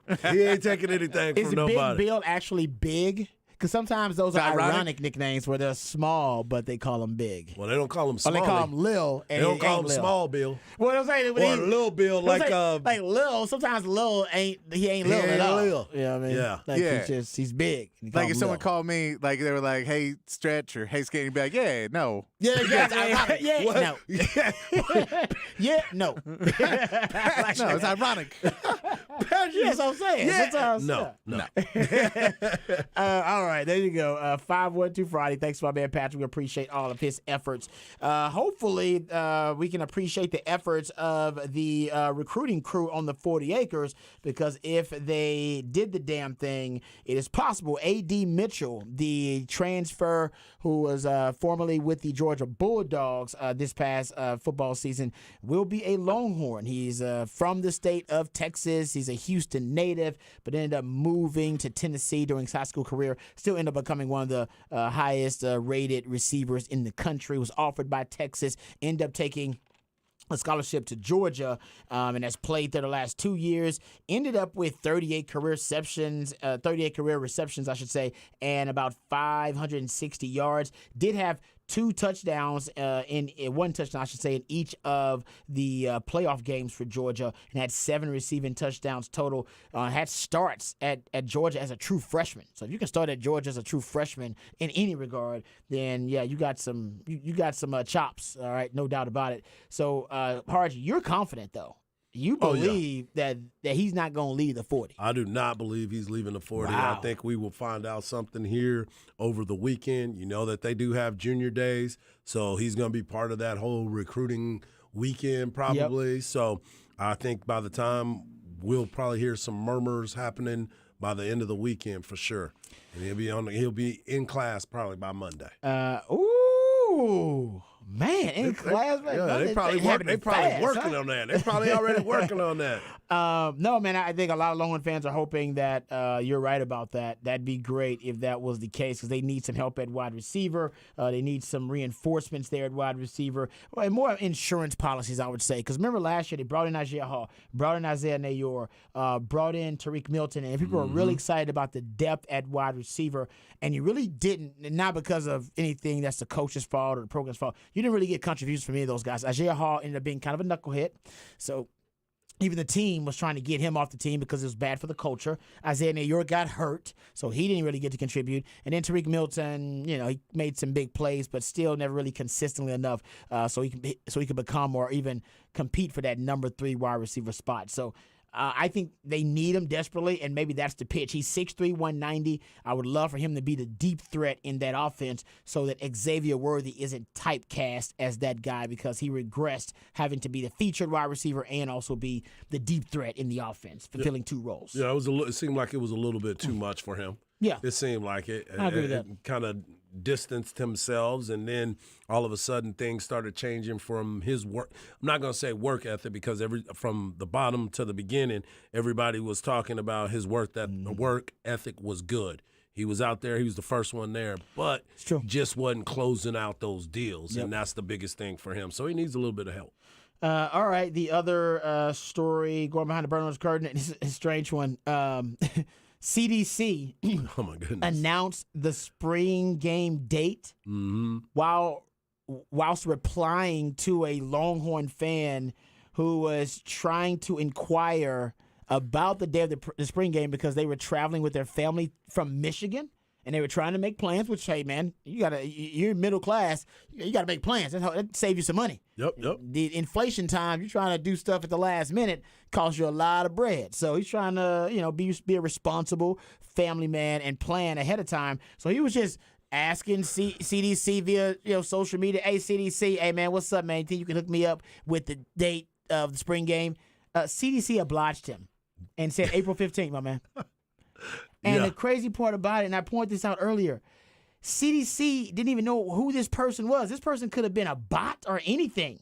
It was just a random dude on social media that reached out to CDC, and he's the most accessible AD arguably in the country, and CDC obliged him. And then after that, I mean, people started hounding CDC. Yeah, they started, hey, can you please make it at 6 or 7 o'clock Exactly. at night? Hey, boss, has the time been set yet for the game? Is it going to be free? Is it gonna be free? Is it going to be For free? real. Can I get some, can we do something about the toilet paper in the bathroom, can you CDC? hook us up, man? I mean, they had all, but I mean, CDC, give him some props, man. He is really accessible. Longhorn fans, they're lucky. I mean, Longhorn fans are really lucky that CDC is, so cool about answering questions on social media. I'm sure there are ADs out there that do it. Yeah. But guys, the guy that reached out to him, I said this earlier. You know what his Twitter handle is? It's at Sean GRE 782088083. Yep. What? But he's a Texas Longhorn fan, and he's been around for a while. And That's all that I matters. just went to his social media page. He's got a lot of whenever he comes into town, he spends time around the town because he's been to a baseball game. He's got pictures posted. Took a picture with Sark. So he's been a man of town whenever he is in town. I ain't mad at him, man. But Yeah. it just shows you that, man, CDC, he's a man of the people. He's definitely a man of the people. God bless him. He's a man of the people. Let's give our prediction real quick on the game tomorrow for Texas basketball before we get out of here. Texas versus West Virginia. On the road versus West Virginia. Yep. And they're feeling themselves because they just came off a big win, upset win over TCU. Yep. So their biggest win of the season. What are your thoughts about Texas going out there pulling off the win? They need it because obviously a loss for Texas in their last road game versus Iowa State. Texas needs to come out and control from the tip. Momentum, crisp with the passing, making sure that guys aren't holding on to the ball. There needs to be ball movement throughout this game. If Texas can do that, I think Texas could win this basketball game. But if we get to the point where we're dependent upon one or two guys to carry the team, it's not going to work, especially in that rowdy arena out there in West Virginia. Yeah, no, I'm with you on that. Your thoughts, Patrick? You think this for Texas? I mean, there's no easy wins in the Big 12, but is this a win for Texas on the road? I mean, they are underdogs right now Wow. in the books. They're 1.5-point underdogs. This is Interesting. Trey Mitchell is going to, I'm sure, try and have a huge game against Texas. Go show up his former team. Yep. I still think Texas can win this game. They shot really poorly, did not play a good game, didn't play 40 minutes, and they were still in that game against Oklahoma State. So I mean, this is something where until this team completely breaks down, I know everybody is already on board that this Texas team is at some point this season going to completely collapse and lose every single game. And like I keep hearing people being down on it. Yeah. This is an older team. I think they're going to be fine. I think it's going to be close. It's a Big 12. Every game's a battle. This is just a really good team. And they're just a good team. Yeah, and I like that, whatever existed or was an issue or problematic for this team in one game doesn't seem to persist and become systemic. So the issue last game was long scoring droughts, something I want to see fixed. Yep. As long as that happens, I think they'll be okay. Correct. All right, we come back. We'll wrap it up, put it in the oven right here on Ball Don't Lie, 104.9 The Horn.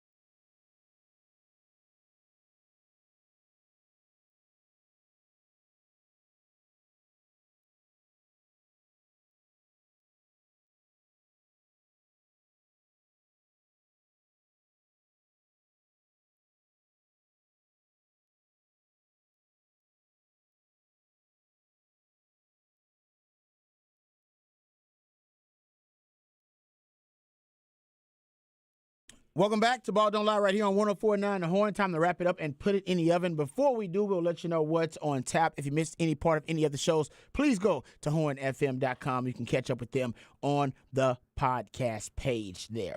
All right, what's on tap for you this weekend, Arch? What you got for the people? Football. But of course, you know, my kids got some soccer games that we're going to end up football. attending to. Yeah, so football. It's going to be football and then football.